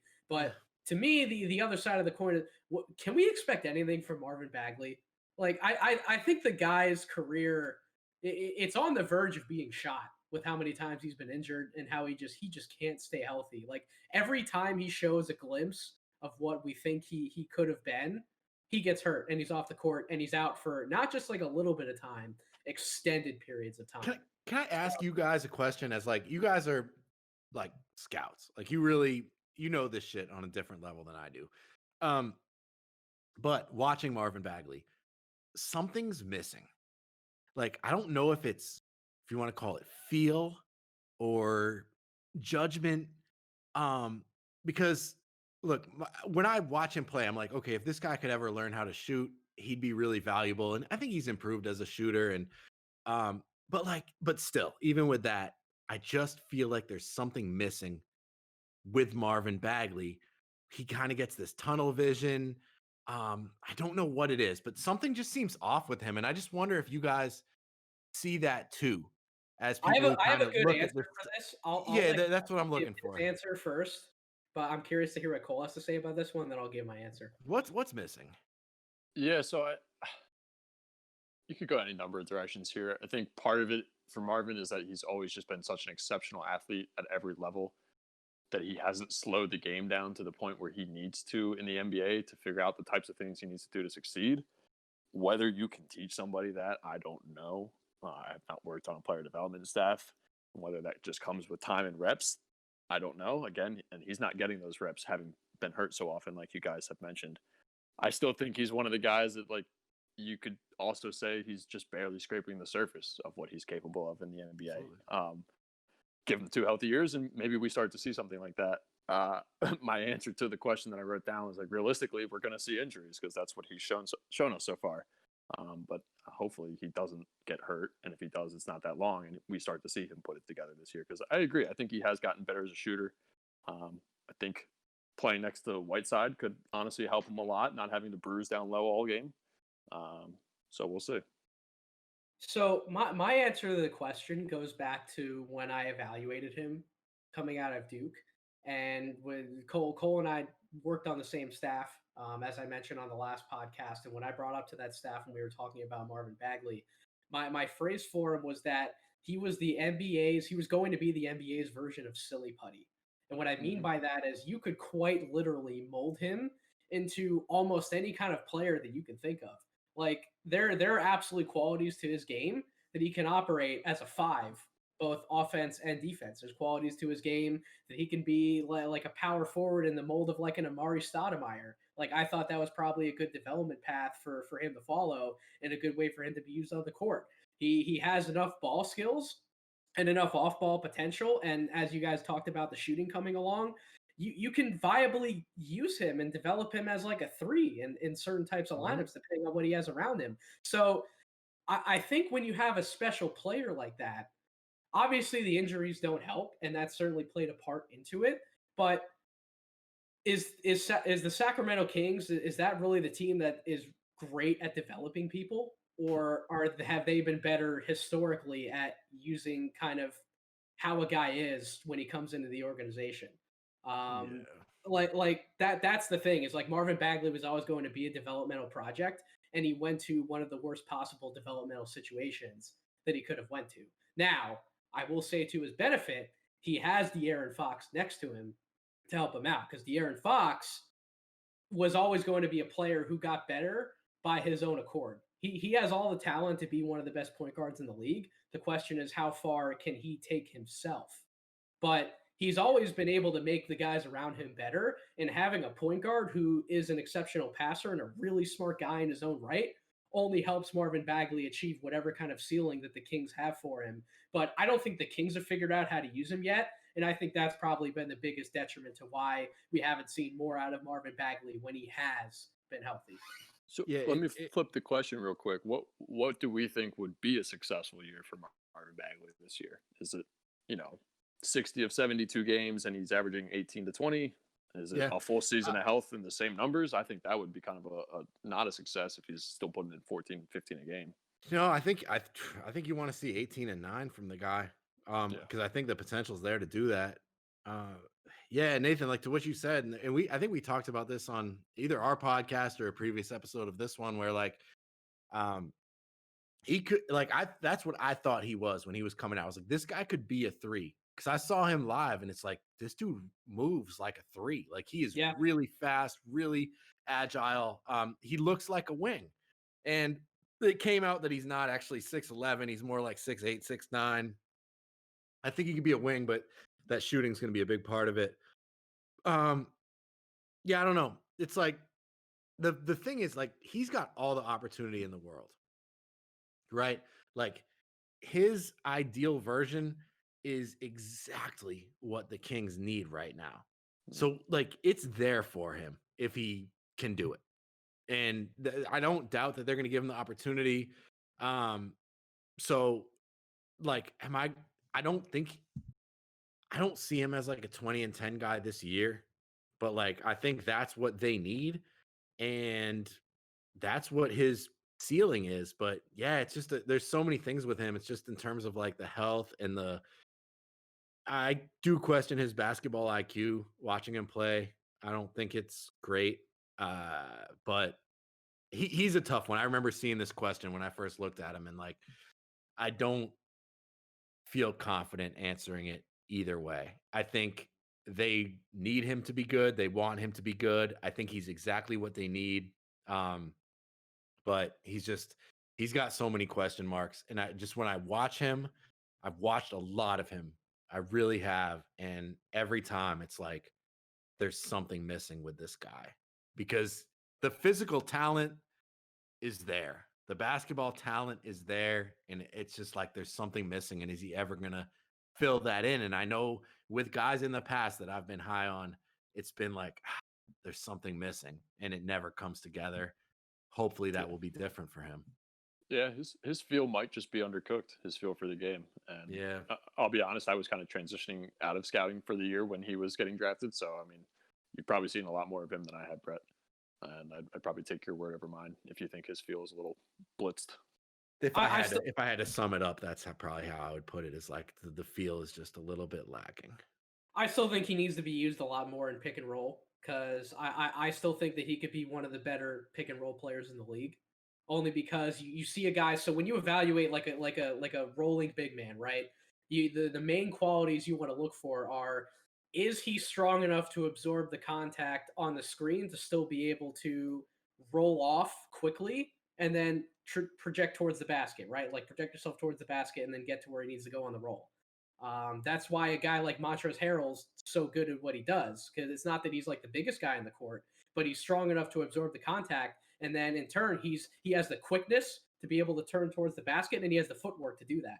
Well, I think Marvin Bagley can be an even better version of that because he's a much better athlete than Montrezl Harrell. He's so much quicker, Brett, as you pointed out, than somebody like a Montrezl Harrell. So I think he could be a monster in pick and roll actions, but I haven't seen him really used that way in Sacramento. Wow. And that was my evaluation on him. I thought that was his best path to immediate success in the NBA. And once you get to a point where he's so good at something that defenses have to play into that and they start playing into that more, then you can start to figure out some of the other parts of his game to diversify his offensive skill set enough to the point where the defense can't just lock in on one aspect, right? But he still needs to be able to produce in some way to justify where he was drafted and his standing on the team. So that's still where I think that the Kings can ultimately look to use him. But are they going to figure that out? What do they want to do with him? We don't know what their plans even are for him. So yeah, I don't know what we can expect. I agree, Brett. I don't really know the answer to the question. I don't know how much we can expect, especially given his health. He could be one of the sadder stories in the league. Certainly in the times Tough I've been one. doing scouting, it's tough. It's tough. That was I a hate tough it. one. Of all the questions I saw, I think that was the toughest one because it's like he really could go either way, and I just don't know enough to say one way or another. I mean, I don't even want to say I'm optimistic or I'm not optimistic. I'm just like, let's just see. You know, I I think, just need to see it. yeah, I think it's important to remember that the injuries he has sustained haven't been any really of the magnitude where you're like, oh God, like another one of those, and he's potentially out of the league because of No. physical issues. So at least It, that isn't on the doorstep for him. But he needs to get going. He needs to get playing. Yeah, I agree. The other team I didn't really want to spend a ton of time on was the Minnesota Timberwolves. And my question, we know what D'Angelo Russell and Karl Anthony Towns are. My question was more about Anthony Edwards, since this was a scouting podcast. And my question was, how quickly can we expect Anthony Edwards to adjust on both ends of the floor? I'll just put it out there. I'll just give my answer right off the bat. It's going to take a while. And we've seen that in the preseason, and it hasn't looked good. I think he had some bright spots. His last game, I saw him making a lot more shots with confidence, but his overall feel for the game, it's lacking as we kind of thought it would be coming out of college, and it's really going to take him a while to adjust. Can I drop a hot take? Are we doing that on these pods? Are we allowed? yes, please. All right, Jalen Noel is going to be better than Anthony Edwards this year. Wow. That's a spicy take, but he's been lighting it up. I mean, you don't have to look further than Nate and I for two big Jalen Noel fans.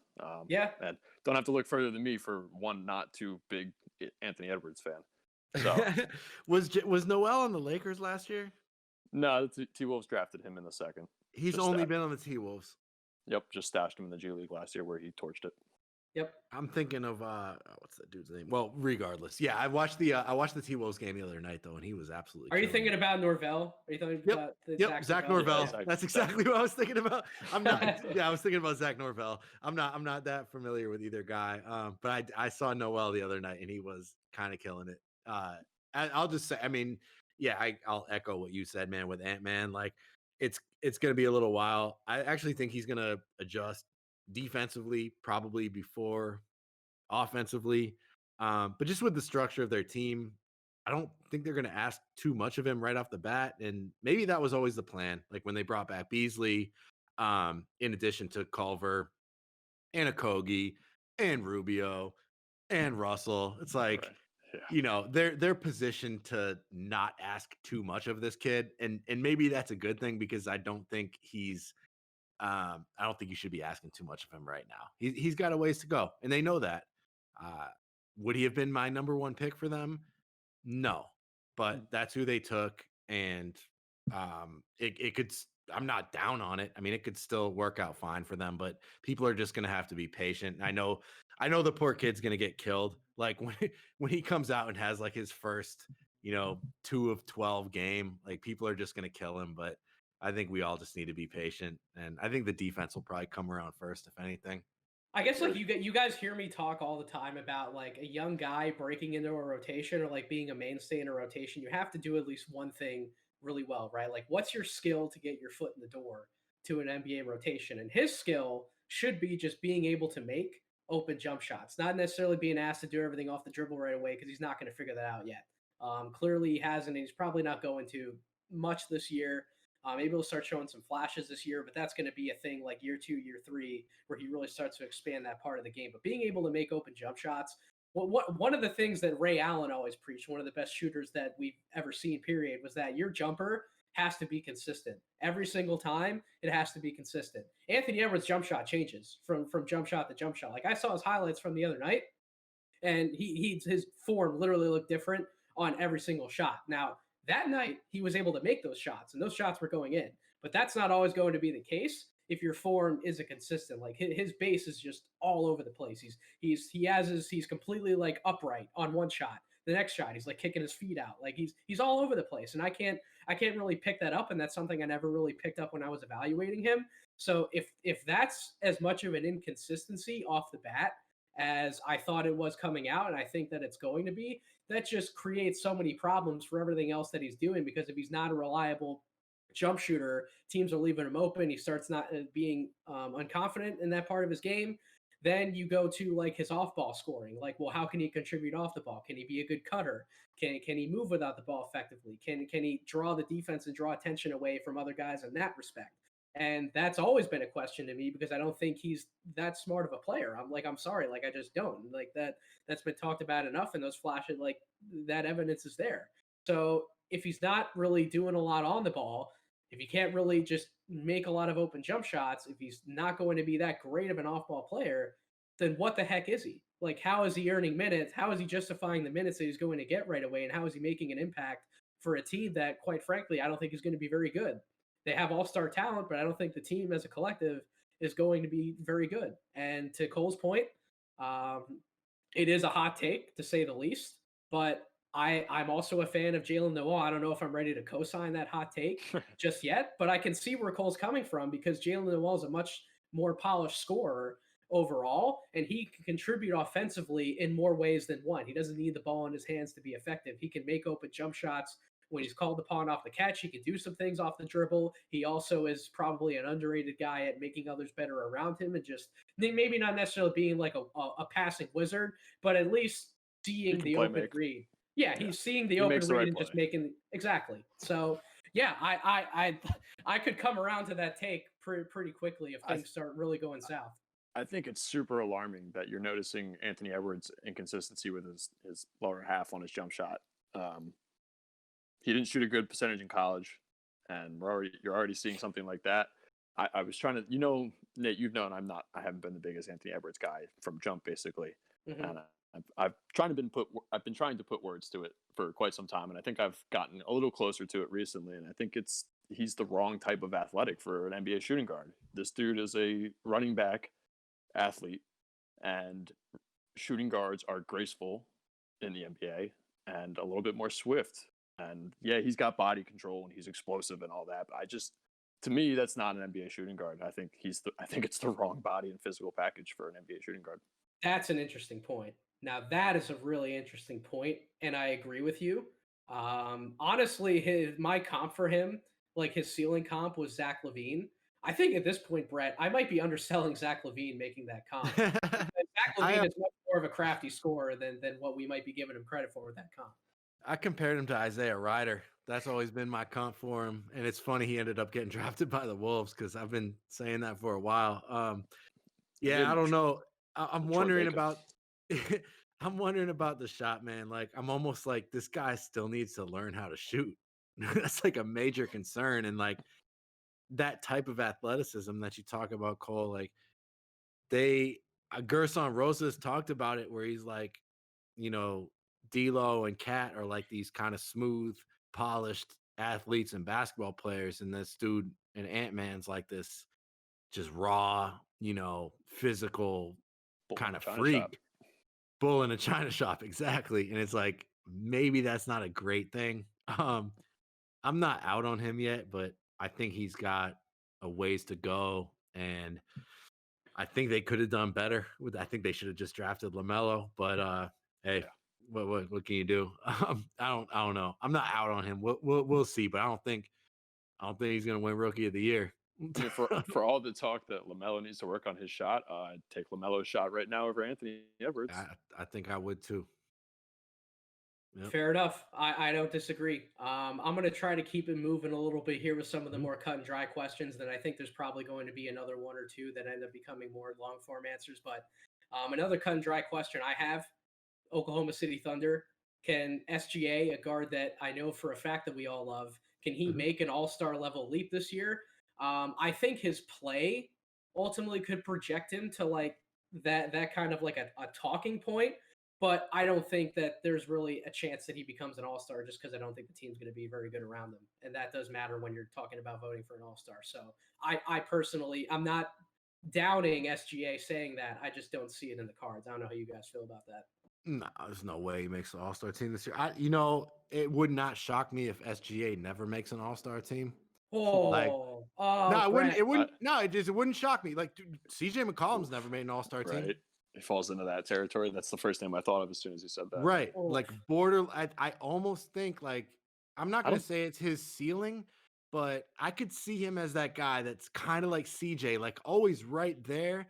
But man, I wonder about his ceiling. Like, is I this do too. guy right? Is this guy like a real star, or is he kind of just like a 20 points, 5 rebounds, 5 assists, really nice player? Like that might be his absolute ceiling. So I don't know. I definitely not this year, and I wonder if he'll ever make an all-star team. And like that's not a knock on him. I just don't know if he's quite at that level when you think about what the West looks like. Like, I don't think he's a superstar. I don't think he'll ever be a superstar. I think he's a star, but we talked about this earlier. Does star mean all-star? Nope. He could be one of those stars that doesn't make the all-star team. And I don't think it's going to happen this year, to answer the question. Yeah, I don't think it happens this year either. In fact, I think maybe this year we even see Shea struggle for the first time a little bit in the NBA. This will definitely be his first crack at really running the show full time. It's his team. He doesn't really have that number 2 scoring option next to him, like he did last year with CP3, and then LA obviously with a bunch of vets and a very good coach in Doc Rivers. So yeah, I think we might actually see SGA take maybe not like a step back, but people kind of be like, oh, like maybe that ceiling of superstar isn't there, like you said, Brett. He definitely struggled in the playoffs too, and I think I think that can identify, who's got what type of ceiling in the long run. Wow. I think Baisley has a higher ceiling than SGA. I'll tell you that right now. I think Baisley has a higher ceiling. If you're talking about the two, I think that's their future at this point. Maybe Poku to a lesser extent, maybe Dort, although I question whether that guy's knows how to play basketball sometimes when I watch him. Yeah. But geez, it's so bad sometimes. But I think SGA and Baisley are their guys, and I think Baisley has the higher ceiling of the two. And Nathan, like Baisley's pretty much my favorite player in the Baisley's your NBA. boy. He's my guy. He's my guy. So I don't need to talk about him too much. But seriously, objectively, all bias aside, I think he's actually got a higher upside than SGA. SGA obviously has the higher floor. I think SGA's floor is like a borderline all-star. But I just wonder how much how much higher than that he is in terms of upside. Like He's sort of like Tobias, but for guards. Like the offense is nice. nice. That's a great comp. The offense is nice. He puts up the numbers, but it's not like he's the team carrier in the long run. He's not the aircraft carrier that people think he is. That's a great comp, Tobias, but for guards, yeah, I can definitely see that, and that's not a knock on him at all. Tobias is a fantastic player. Like they're great players. They make a lot of money. Just got paid, right? Exactly. Yeah. They're just not aircraft carriers, and there's nothing wrong with that. Yes. Wow. The pressure's on SGA from the Draft Deeper podcast. You heard it here first. Time's going. So, another cut and dry question: Utah Jazz. What does Mike Conley have left in the tank? Because we saw that there needs to be something there for the Utah Jazz to do anything, or else it's going to be another pretty quick swan song for them in the playoffs if Donovan Mitchell's the only one who can score on that team. They're stuck. The problem is that Conley doesn't have enough in the tank left, and Bogdanovich is now coming off injury, and to begin with, probably didn't have enough in the tank to really compete in the NBA Finals. They need some player that's better than Conley and Bogdanovich both, and they need to use the money that they spend on both those players for that player, but that's just not happening. So, in my opinion, Don's on the short list of NBA stars who probably won't be on his current team in the next 2-3 years. Yeah, I think he's going to get traded to the Knicks. I really do. I think it's going to be like an RJ Barrett deal. Where I think he's going to end up there, but I think he probably will get moved. I don't love their situation. All right, the question was about Conley specifically. Look, in the bubble, I think he showed that he's got a little something left for sure. He had been sort of hampered by this Achilles injury for a few years, and even throughout the 2019-20 season. But then we had the hiatus, and he came back for the bubble, and he actually looked the best he had looked in like at least 2 years. But I'll say this for Conley specifically, I don't like the fit of him next to Donovan Mitchell. Nathan, we have definitely talked about this. I think Donovan Mitchell should be a point guard. I think he should be the point guard. Point guard, Donovan Mitchell. He's not a two guard. He's 6'1". He's smaller than me. He is a point guard. Like when Conley was out last season and he was like their straight up point guard, they played really well. I just think his best version is a point guard. Think Damian Lillard. I know they're not the same guy, but like that's where I want to see him at. So I just don't like the fit with Conley and him. I don't think he should be. I don't like that. It's too small. Just put him as the point guard. Let him do his thing. Let him develop in that role. So I think Conley has something left in the tank, but I don't like the fit next to Donovan Mitchell. If the Jazz are willing to give Donovan Mitchell a little more leash to better understand what it means to actually be a full-time point guard, then I think, to your point, Brett, we've talked about off the air about how I don't know if he'll ever get there in terms of being like that level of a playmaker, just like making other guys better in like certain actions, but he can be a point guard. And if they're willing to give him that kind of a leash to let him learn the nuances of the position, maybe sacrifice like a year or two, but still let him get that experience, it could be for their benefit long term. I don't disagree with that take. And I think that's a pretty astute observation by you, my friend. That's why you're on this podcast. That's why we're talking NBA with you. So another straightforward question for the Memphis Grizzlies. If Jaren Jackson Jr. can come back healthy, does he have a shot at an all-star berth? I don't think so this year, but his future though is incredibly intriguing and a brighter one than I thought that he had coming out of college. Yeah, I mean, it's like little bit alarming that he's not going to be available to start the season. Like he had that procedure quite a while ago, right? Like wasn't that like In the August in the in yeah, in the bubble. during the Yep. bubble? I mean, he went down during the bubble, obviously. So if it's just a meniscus, like why is he still out? I guess I don't know. That's a little alarming. I mean, I know he'll be back. He's young. Maybe he only misses a couple weeks, but he may miss the first month of the season. So I think that precludes him from, being an all-star. I don't think it's going to happen this year to answer the question.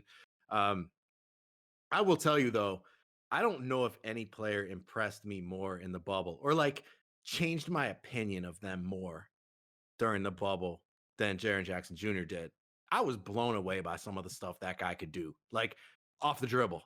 I'm like, you have that in your game? Like, I didn't know that. Like, you could just like cross people over, spin, go left. Like, I mean, finish with your left. Like, he's got some game, man. And just as I was getting like so high on him, he went down, but he blew me away with what he did in the bubble. I watched, I think, every one of their games, and that guy is really something. When you look at his shooting ability, where he can shoot maybe 40% on 7+ attempts from three per game. He's one of the best rim protectors in the NBA. And then what he can do off the dribble and like his ambidexterity around the rims, like this guy's got some serious game in his age. So he's not going to be an all-star this season, maybe not next season, but I just want to see him come back at full strength and pick up where he left off because he's a really special player and he's somebody I was kind of sleeping on. Like I don't know. I was like, oh, he can't rebound. It's like, but then you watch him play and it's like, okay, this is why he doesn't rack up rebounding stats. Like it's a good thing. So I definitely I was wrong about him. I slept on him. But I was blown away by him in the bubble. So uh, yeah, I just want to see him get back healthy whenever that is, whether it's a couple weeks or a month or hopefully he's back by February. Yeah, definitely hope to see him back sooner than February. I hope. With both of you in the sense that he's not an all-star this year, but I did write down when writing some thoughts down with these questions that I think he does come back this year, and I think he will outscore Michael Porter Jr. And I think that's going to be a fun argument Wow. for years to come. It'll be like KG and Dirk. I think, yeah, I just think based off my points with Michael earlier, I just think like Denver's a little bit more of a fuller team still. I think he'll struggle with some efficiency issues this year, just trying to stay healthy and on the court for a full season rather than putting up 20 a game. I think Jaren, like, as soon as he's back, Memphis knows exactly what he needs to do in the offense, and he's a big time scorer in their offense. So I think this might be the only year he outscores Michael Porter Jr. going forward. But I think for this one more year, Jaren Jackson on paper will have the better point per game number. I can see that. Yep, I can see that. Another good question that I have for the New Orleans Pelicans. I think this should be straightforward. Brandon Ingram has a case here though for being the best player on the team, and that was my question. Who is the best player on the team at least right now? I think it might actually be Brandon Ingram. I know where Cole's going to go with this. We were talking off the air. I think the quicker that the team falls under Zion's identity, I think the better it's going to be for them long term. But right now, Brandon Ingram has a case to at least be fighting for that spot because of the kind of leap he made last year. I don't know where you sit on that debate, Brad, or at the very least, whose team should it be? That one's tough. I mean, look, Brandon Ingram is one of my favorite players in the league. He's a guy I've been super high on ever since college. Like, just I've expended so much energy in telling people that this guy is going to be a star someday. Like when he was on the Lakers and people perceived him as struggling, it was like, no, this guy's legit. He's going to be great. He's going to be great. And he finally had his breakout last year. I predicted him as the MIP on my blog the year before, and I was a year early, but he did get it. And there is no question, even when Zion was healthy, he was their best player last year. Like I'm on record saying that on the podcast. I've written about it. No doubt, however you want to look at it, BI was their best player last season. I think this season, and look, right now, Brandon Ingram is their best player. Like I know Zion put up some good numbers in the preseason game, but he still looks heavy to me. He's still not playing any defense. I didn't see him get above the rim once, but I think Zion is the type of guy that just needs to play himself into shape. He's one of those guys. Like, he's just not going to get in shape on his own. And I think by a month from now, we're going to see Zion at his full athleticism.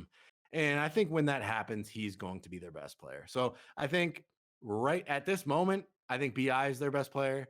But I think if we're looking ahead, throughout the season, if we revisit this in 6 months, I think Zion is their best player. I think he's completely unstoppable offensively. And I want to see him expand his game, obviously. Like, I want to see him take at least one jump shot and maybe throw down a couple dunks. Like, right now, he's just like the layup guy. That's what he was in the bubble. That's what he's been in the preseason. He's just really good at layups. He can get them anytime he wants. It's just so weird to me. We're like, remember him at Duke? It was like, this guy's like one of the greatest dunkers we've ever seen.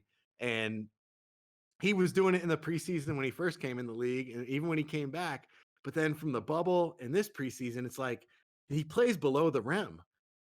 But he still gets shots, and he has great touch on his layups and great instincts around the rim. So it's not like a bad thing. But I think when he gets some of that athleticism back, when he gets a little lighter, I think he's going to be their best player. To answer the question, He's got to become better in the mid range. And I don't know if he can get that much better in the mid range, because it's really funny. His jumper, for as high as this man can jump, his jumper is not a jump shot. It's like a standing shot. It's really funny. But so I don't know how much better he can get, like taking guys like off the dribble and doing stuff like that when his quote unquote jump shot is meant to be like a set shot. He may very well just be like a guy who's going to operate around the basket, and then maybe Brett, as you said, if he gets the chance to shoot a few open threes, maybe that's just what he is. I don't know how much game he's going to get in the mid range. He might very well be just like a different version of like a Giannis type player. That might just be who he is. Cole, I don't know what your thoughts are about Zion. Yeah, I mean, just real quick on his skills. Like, his touch is so good around the rim. I have to believe, and I really think he should, not even so much a mid-range jump shot. He needs like the baby runner hook and floater game, because this little, with the amount of explosiveness and quick twitch he has, a little up fake with his shoulders and head, if he's driving to fake the floater or that type of mid-range skill shot, he can get by you in the next nanosecond. So like, I think he just needs to add in wrinkles more than the jump shot, in my opinion. I think I agree with you, Brett, in the sense that right now, this very moment, BI is definitely better than Zion. But the question I posed to Nate and our lovely producer Kevin off the air was that if you take Lonzo and Zion and the rest of the team, and you put it against Brandon and Zion, or Brandon and Lonzo and the rest of the team, who's winning that series? And I think it's Zion and Lonzo. Yeah, I agree on that. Yeah, he's a hard one to evaluate. I mean, at this point, it's like he really, like, nobody gets in his way. And I don't know, I just need to see it in the regular season, because it's like, how much effort is he giving? How much effort are the defenders giving in the preseason? Like, he's definitely dialed it back right now. Yeah, no, for sure. And it's like, but in the bubble, this is kind of what he looked like. But at the same time, he's in better shape now. So it's like, yeah, he's probably dialing it back. And I mean, I think there's a non-zero chance that, like, in the regular season, he could just be like straight up all-star, just dominant. Holy shit.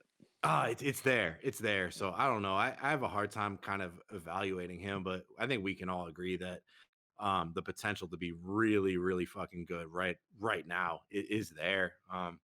So even if he doesn't learn how to shoot, it's like, nobody can stop the guy going to the rim. Even if he doesn't dunk, his touch is so good. Like, so he can get it done either way. But he looks like he's in better shape, and I'm pretty optimistic about him. Yeah, we're gonna have a definite answer for the question after this season. I feel like we do need to see more. But the San Antonio Spurs, before we get to two questions that I feel like are gonna wrap this pod up really well, I think they're gonna be a little more long-winded. But the Spurs, is this the year for the Lonnie Leap boys? We're all high on Lonnie Walker. Can it finally happen this year? Cole, I'll start with you, since he was pretty much our first like game scouting together. What was when we got to see him. Yeah, it was our very first game for Miami. Yeah. So that's a nice trip down memory lane for us being high on him. But yeah, is this the year for the Lonnie Leap, Cole? After the trade deadline, the Spurs still need to get rid of DeRozan and LaMarcus. I was watching the game last night, and I can't. And it happened last year. I can't tell you how many times LaMarcus takes the worst jump shot when he has Lonnie standing next to him 5 feet away, open for a better jump shot. And it's just like, I cannot wait till you and DeMar Dinosaur DeRozan get the hell out of San Antonio. Good God, dude. It's not just those two though. I feel like that's like a great point to bring up. Put Patty Mills in there too. He can get gone too. But like, I feel like people on his own team like freeze him out. And Brett, maybe you have an answer for that. I don't know, but that's like my biggest point is like, why are people quite literally like freezing him out of the offense? Like Lonnie doesn't get shots. Like I looked at the stat line from like the preseason game, and it was like there were multiple guys that were like already at double digit shot attempts. And they were like about like 9 or 10 guys deep through that already played minutes, and Lonnie was only at like 2 shots. Like, I just don't understand. It's extremely frustrating. Like, behind Baisley and I mean, I would say Lonnie is firmly within my top 5 favorite, most promising young players in the NBA. Like, I mean, I think he might be the most athletic guy in the league. Like, he's in that Zach LaVine class. Like, I mean, I definitely, people gave me shit about it in the group when I posted about it the other day. No, but it's I think true. he's a top 5 athlete in the NBA. Like, I don't think that's crazy to say at all. And he can absolutely shoot the ball, and he plays on ball. He's great defensively. Off ball, he needs some work, but like the guy can play. And the San Antonio stuff frustrates me to no end. Like LaMarcus and DeMar have become those guys. I posted about this too the other day, like the get mine veterans. Like DeMar's just going to get his. I'm just going to get my 20. I'm going to get my contract. I'm going to keep my career going. I don't give a fuck about these young guys. And he's not a bad guy. I don't think he's like, I don't think he's like freezing them out necessarily, but he's going to get his, whether it helps the team or not. And I think LaMarcus is doing the same thing. And I just don't see how San Antonio doesn't see what a freaking logjam they have with some of these young guys. Like, yeah, get Mills out of there too. Get DeRozan out of there. Get LaMarcus out of there. You got Murray. Figure out between Keldon, Murray, Lonnie, and Derek White. And Derek White, what the hell you're doing? Figure it out, because Vassell looks promising. Derek White, I'm not as high on him as the Spurs and some Spurs fans are. I think I don't know that the shooting is for real. We got to see some more of that.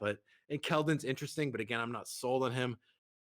Murray, Lonnie, Vassell, really interesting. But like, what are you doing with DeRozan there? You've got this super high usage guy that plays the exact same position as Lonnie and Vassell. Like, if you're San Antonio, you probably don't make the playoffs this year, no matter how hard you go with those veterans. So get them out of there. Get what you can for them.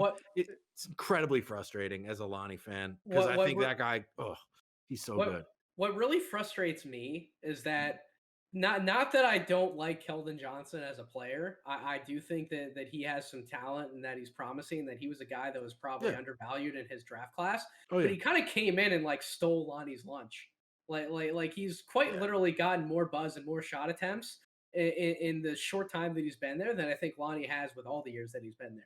And that kind of like frustrates me. Like, even if you're not the highest on Lonnie Walker when he's in your own building, like at this point you're at where you have to figure out whether you like him or not, right? Like, this is the time where you got to evaluate who he is for you.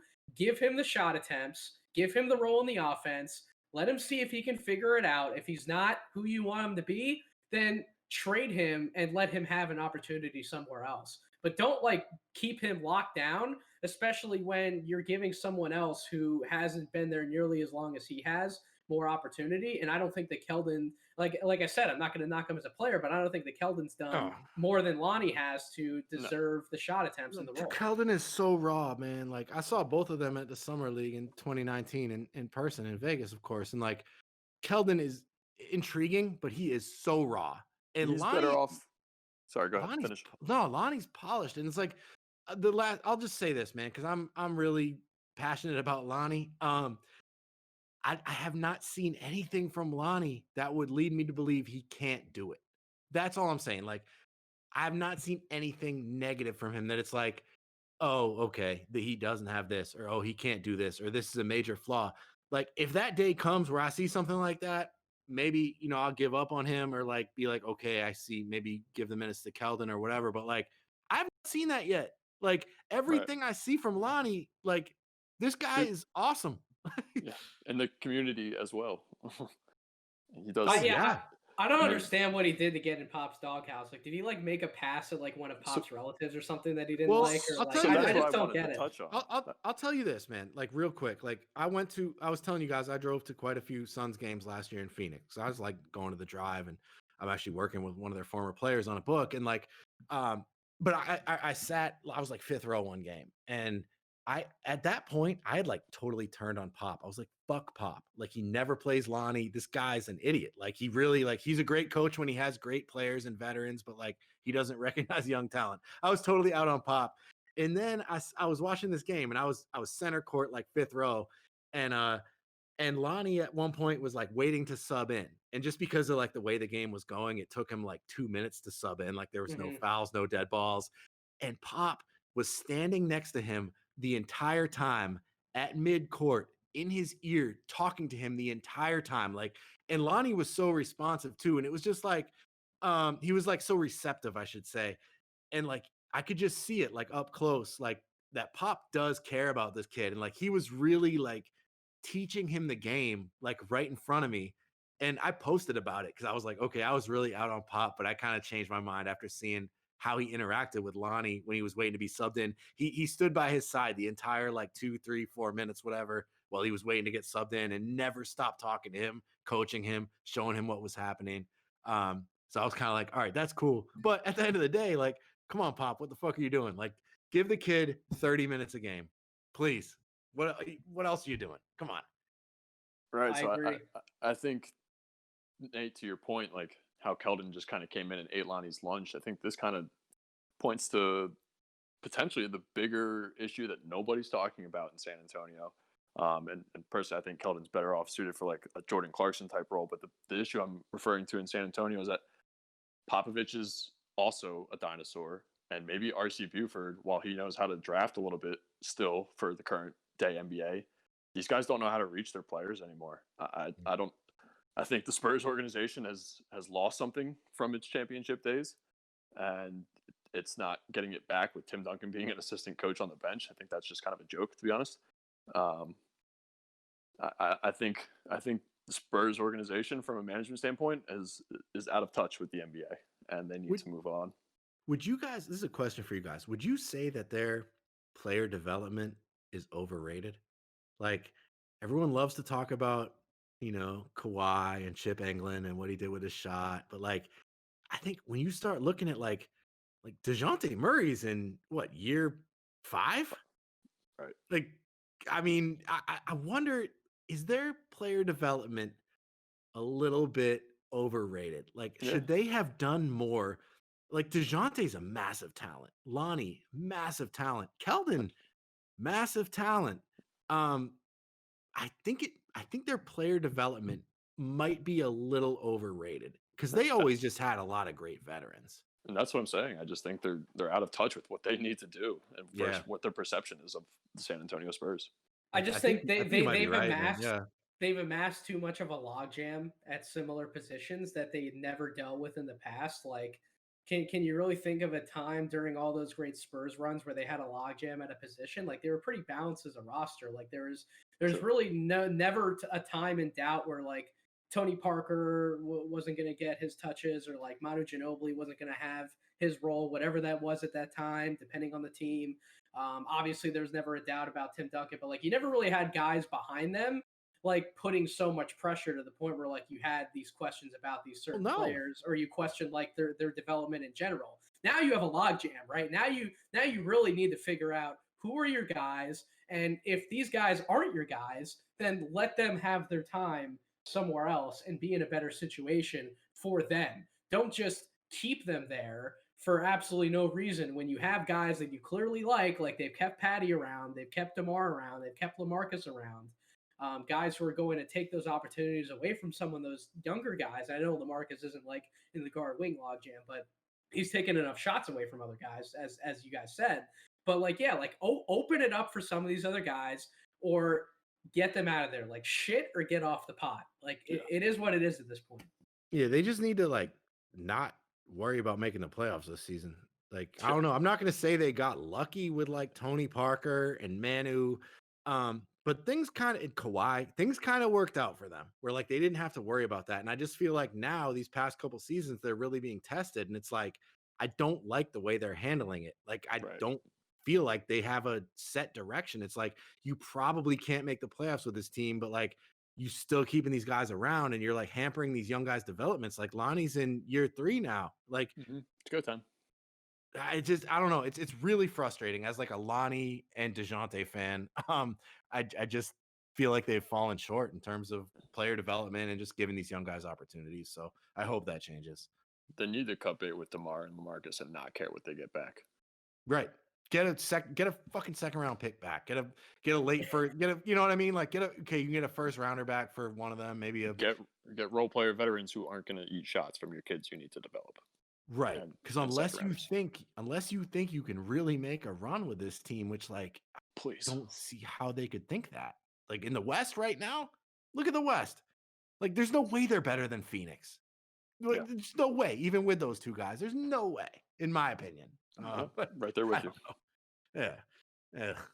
I hate this topic of conversation. I get frustrated every time, man. I really do. The Spurs drive me crazy. It's all good because we're going to put a smile on your face with the next one, Brett. I wanted to get to your Blazers because they are your Blazers. We've mentioned this already multiple times on this podcast, but especially now. My question, and I think I know your answer already because I heard, for anybody who hasn't listened to the Overstated's preview, they did a really good job with both conferences, but especially the West episode I really liked because of the Trailblazers conversation and then the conversation about the Mavs, which is how I want to wrap up the podcast. But my Blazers question is Gary Trent Jr. the best option for the team at the 3, or would that be one of Derek Jones Jr. or Carmelo Anthony, depending on how you want to play Melo? Yeah, I'll keep this one quick. I feel like I've been kind of long-winded.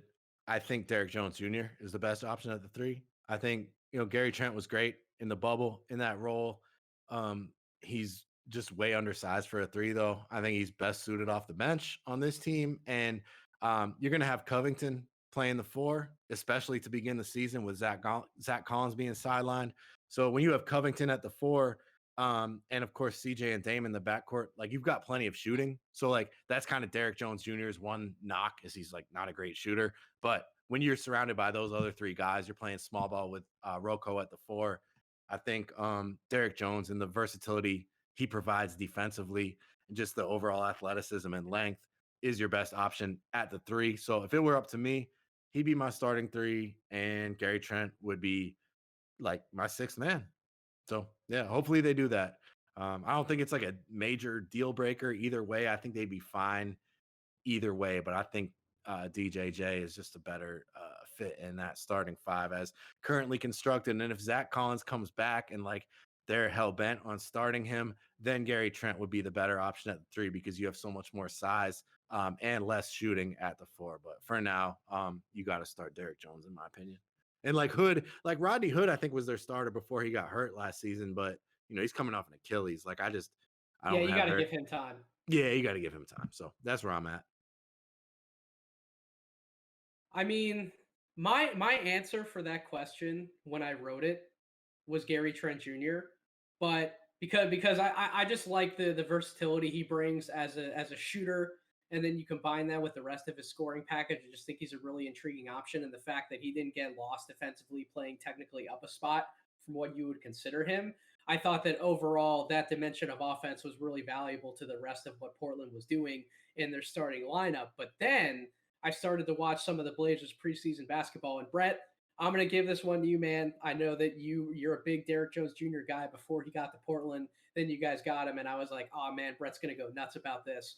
But I guess I just didn't watch enough Miami Heat basketball because I didn't realize how good Derek Jones Jr. was off the dribble with the ball in his hands. Like, he has come a long way in terms of being able to create his own shot off the bounce. Like you mentioned that the shooting is probably the biggest knock on his offensive game. But if you can get to where you want to go with the ball in your hands, your handle is just tight enough to the point where you're not losing it all the time. And then you combine that with his stride getting into the basket and his speed and his athleticism, like good God. Like I didn't watch enough Miami basketball. I didn't realize that Derrick Jones Jr. was this far along in his development. No, it's improved though. He's improved. Like that's what it is, and I think that's one of his defining characteristics. Is like this guy has gotten noticeably better every year that he's been in the NBA, and that's one of the things I like most about him. And I think that off the dribble stuff is something that he's added recently. He wasn't doing a lot of He that in wasn't. Miami. Um, and look, man, as far as the shooting, like he's not a great shooter, but you don't want to leave him open. He can hit a No. spot up three. Like No, I think of him as like a Darius Baisley kind of like level shooter. Like if you leave him open, he'll knock it down. And he's only getting better in that regard too. And if he ever, could become like a 37% 3-point shooter, you're looking at an extremely valuable player when you factor everything else in. So that's one of the things I look at that with players is just like their development, their like improvement trajectory. Like how much do they get? Because the first pod I did with you, I talked about Damian Lillard. I said that's the best thing about that guy is that every year he gets better now, even into age 30. And I think Derrick Jones Jr. is another guy where like every year that guy gets noticeably better. And so I think that off the dribble stuff you're talking about is new. I don't think you missed anything with him in Miami. He wasn't doing that, but he's only 23 and he's doing it added that to now. his game and he's doing it now. So I could not be higher. I always said he was like, I talked about this on your podcast. He was like the most intriguing free agent to me. And the fact that my Blazers got him, I'm psyched.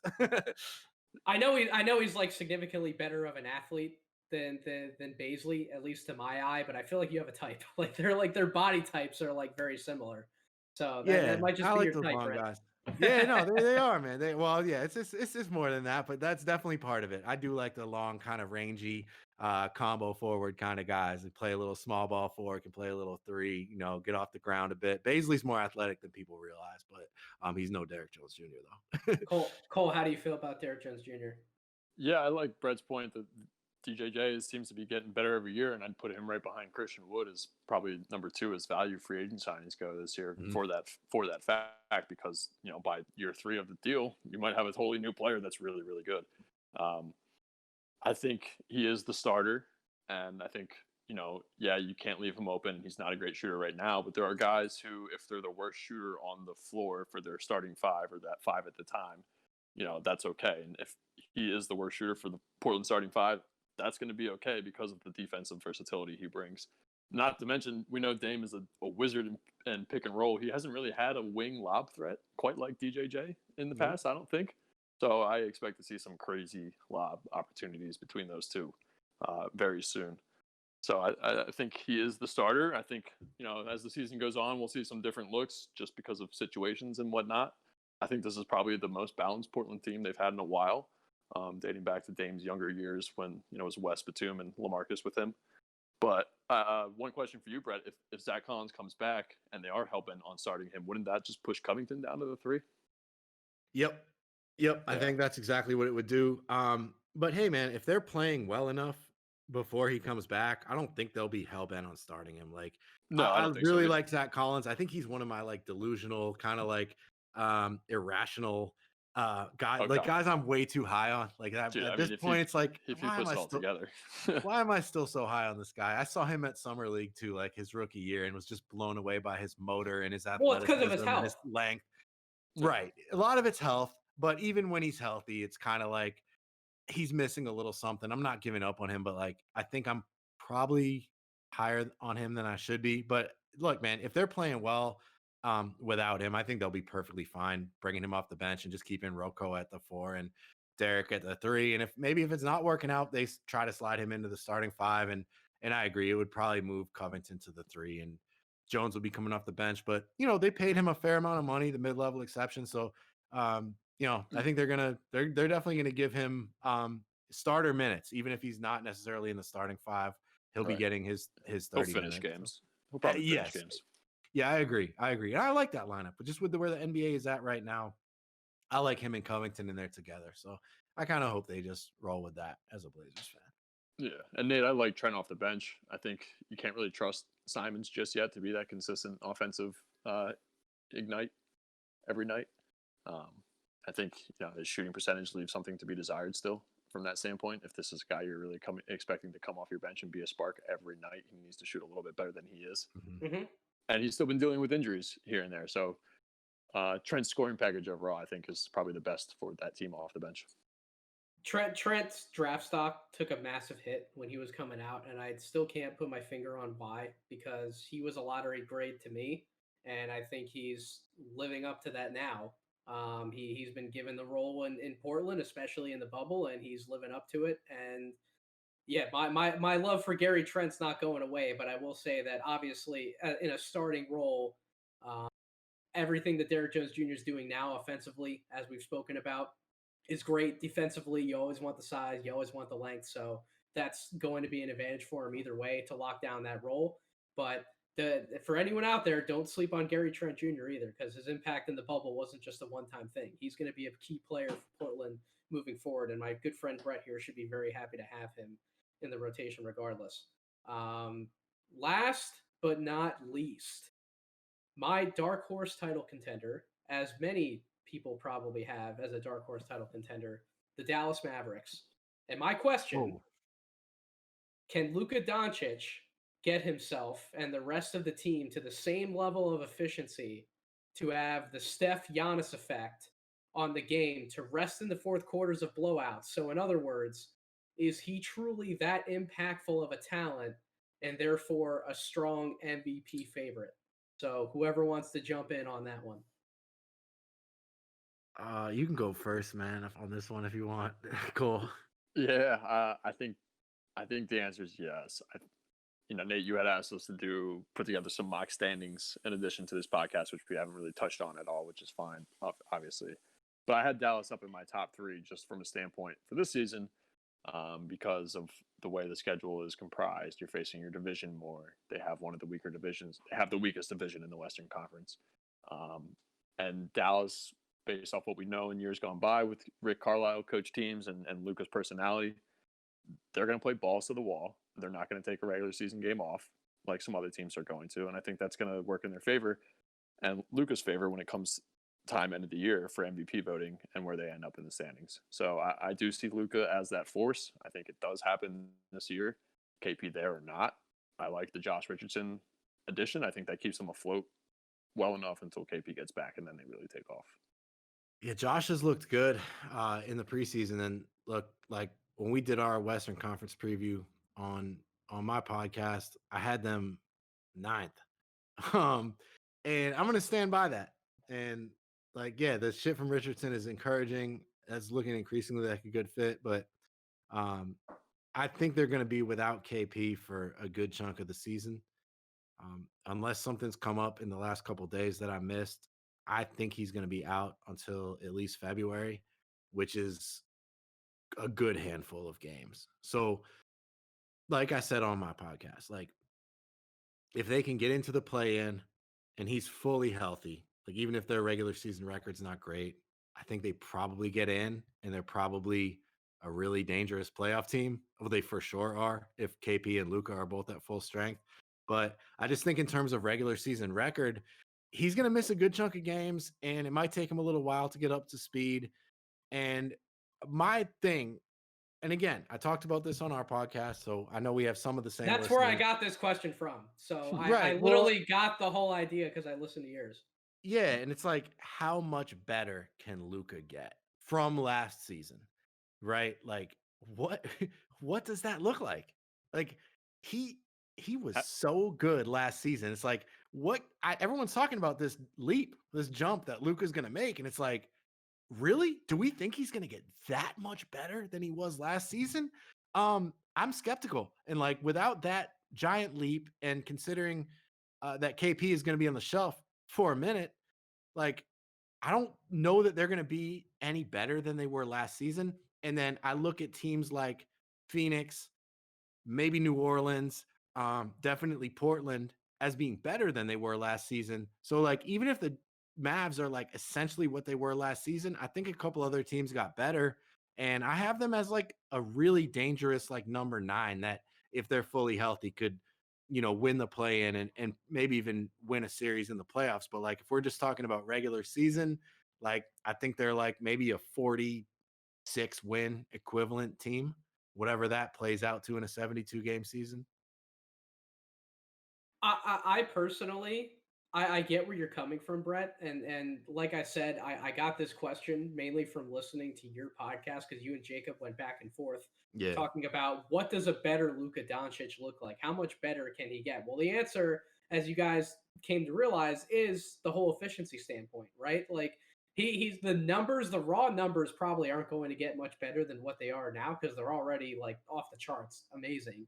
Right. But the efficiency and how he gets to those numbers, and then in turn, how he helps the rest of the team better themselves.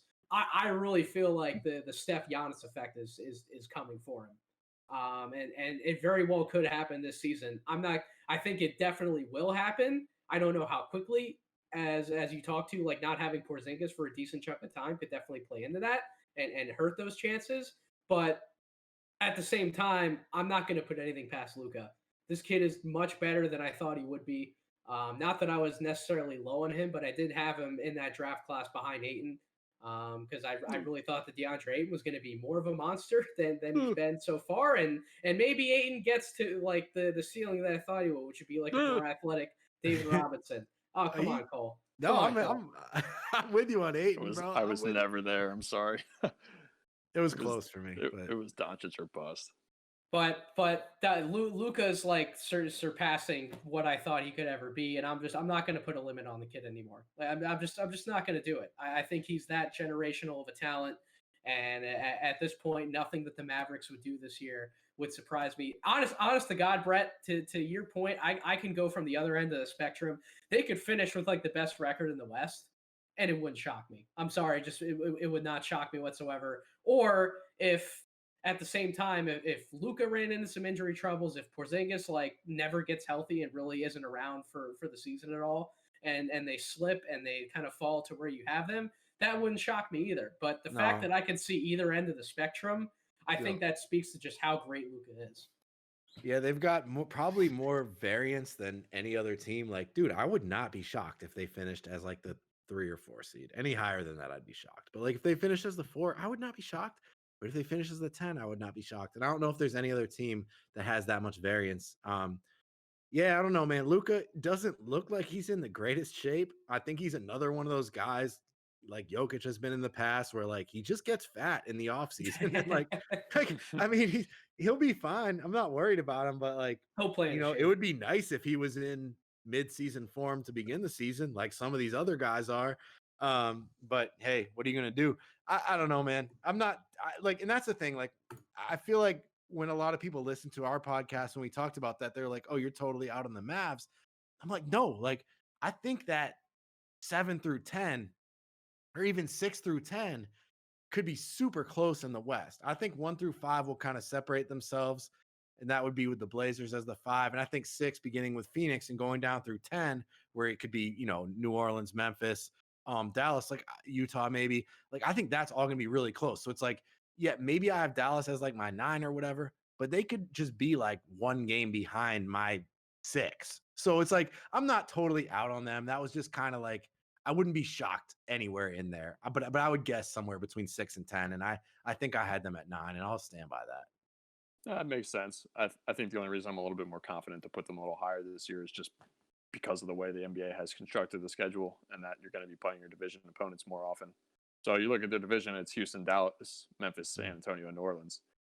They could be considered the best team in that division, given the Rockets' character problems currently. Memphis is still on the up and up and missing Jaren Jackson. We think the Spurs are a mess, and the Pelicans got to go prove it. So That's a good point.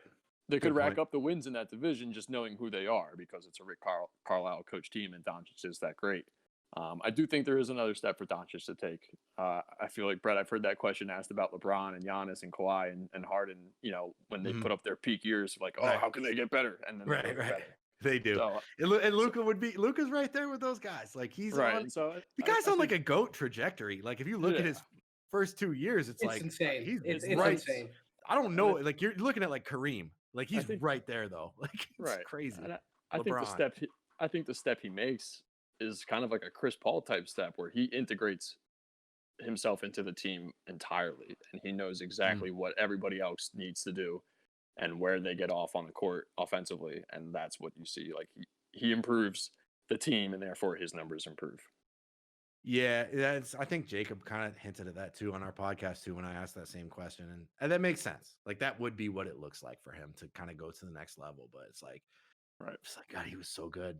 Yeah, he was. but at the same time, he's 21. Like it's like he's or whatever 22 maybe now. I don't know what he is. He's young as fuck, but like he's going to get better. There's no question. And I guess I don't know. Maybe I'm like in denial that a guy could be this good in his third year. But if anyone was going to do it, it would be him because he's really like in that Kareem, Magic, LeBron conversation. If we're talking about his first 2 seasons, so I don't mean to discount how great he is, but yeah, man, if he's like, dude, if he's the best player in the league, or if he's a top 3 player in the league, then I'm probably insane for saying they're like, a borderline 8 seed. So we'll see. No, we definitely had to end the podcast with one of my 2 favorite players to watch in the NBA. It's probably him and Dame Lillard. Cole Anthony's going to be right there, Yeah. obviously, but Oh, Luca's just on another level. I can't believe it, and there's really no words to describe it. He's pretty good. He is pretty good. well, boys, I think we've been pretty good with this pod. I can't believe that we've made it through 30 teams, 30 questions. This podcast is certainly long enough for everybody who's still listening out there at this point. Obviously, we appreciate you tuning into the Draft Deeper podcast. Brett, tell everyone where they can find your stuff as I always allow you to at the end of the show. Our podcast is called the Overstated NBA Show. We've got a Facebook group called Overstated NBA where we just kind of talk about this stuff and sort of integrate it with the podcast. So check us out on there. Yeah, that's about it. We're looking to expand a little bit in the near future, but for now, that's kind of where we're at. And yeah, man, thank you for having me on. You guys are the best, and this was a lot of fun today. It was a lot of fun last week, a lot of fun today. I could talk about this stuff all day long. So I appreciate the opportunity to do so. Absolutely, man. For everyone out there, thank you so much for listening. Obviously, follow us on social media at Draft Deeper on Twitter, like the Facebook page, subscribe to us wherever you get your podcasts. Cole and I will be on next week. We're going to get back into the draft conversation. We already have a fun pod planned, going through some more guys that we like, but also obviously some high value topics as we move into the end of December and the launch of the Draft Deeper Big Board. So definitely stay tuned for that on all social media platforms. And trust me, I say it every week. The website's coming. There's great work being done on the back end. You guys are going to love it once it's fully up and running. So thank you everyone again for listening. Hope you have a wonderful rest of your week.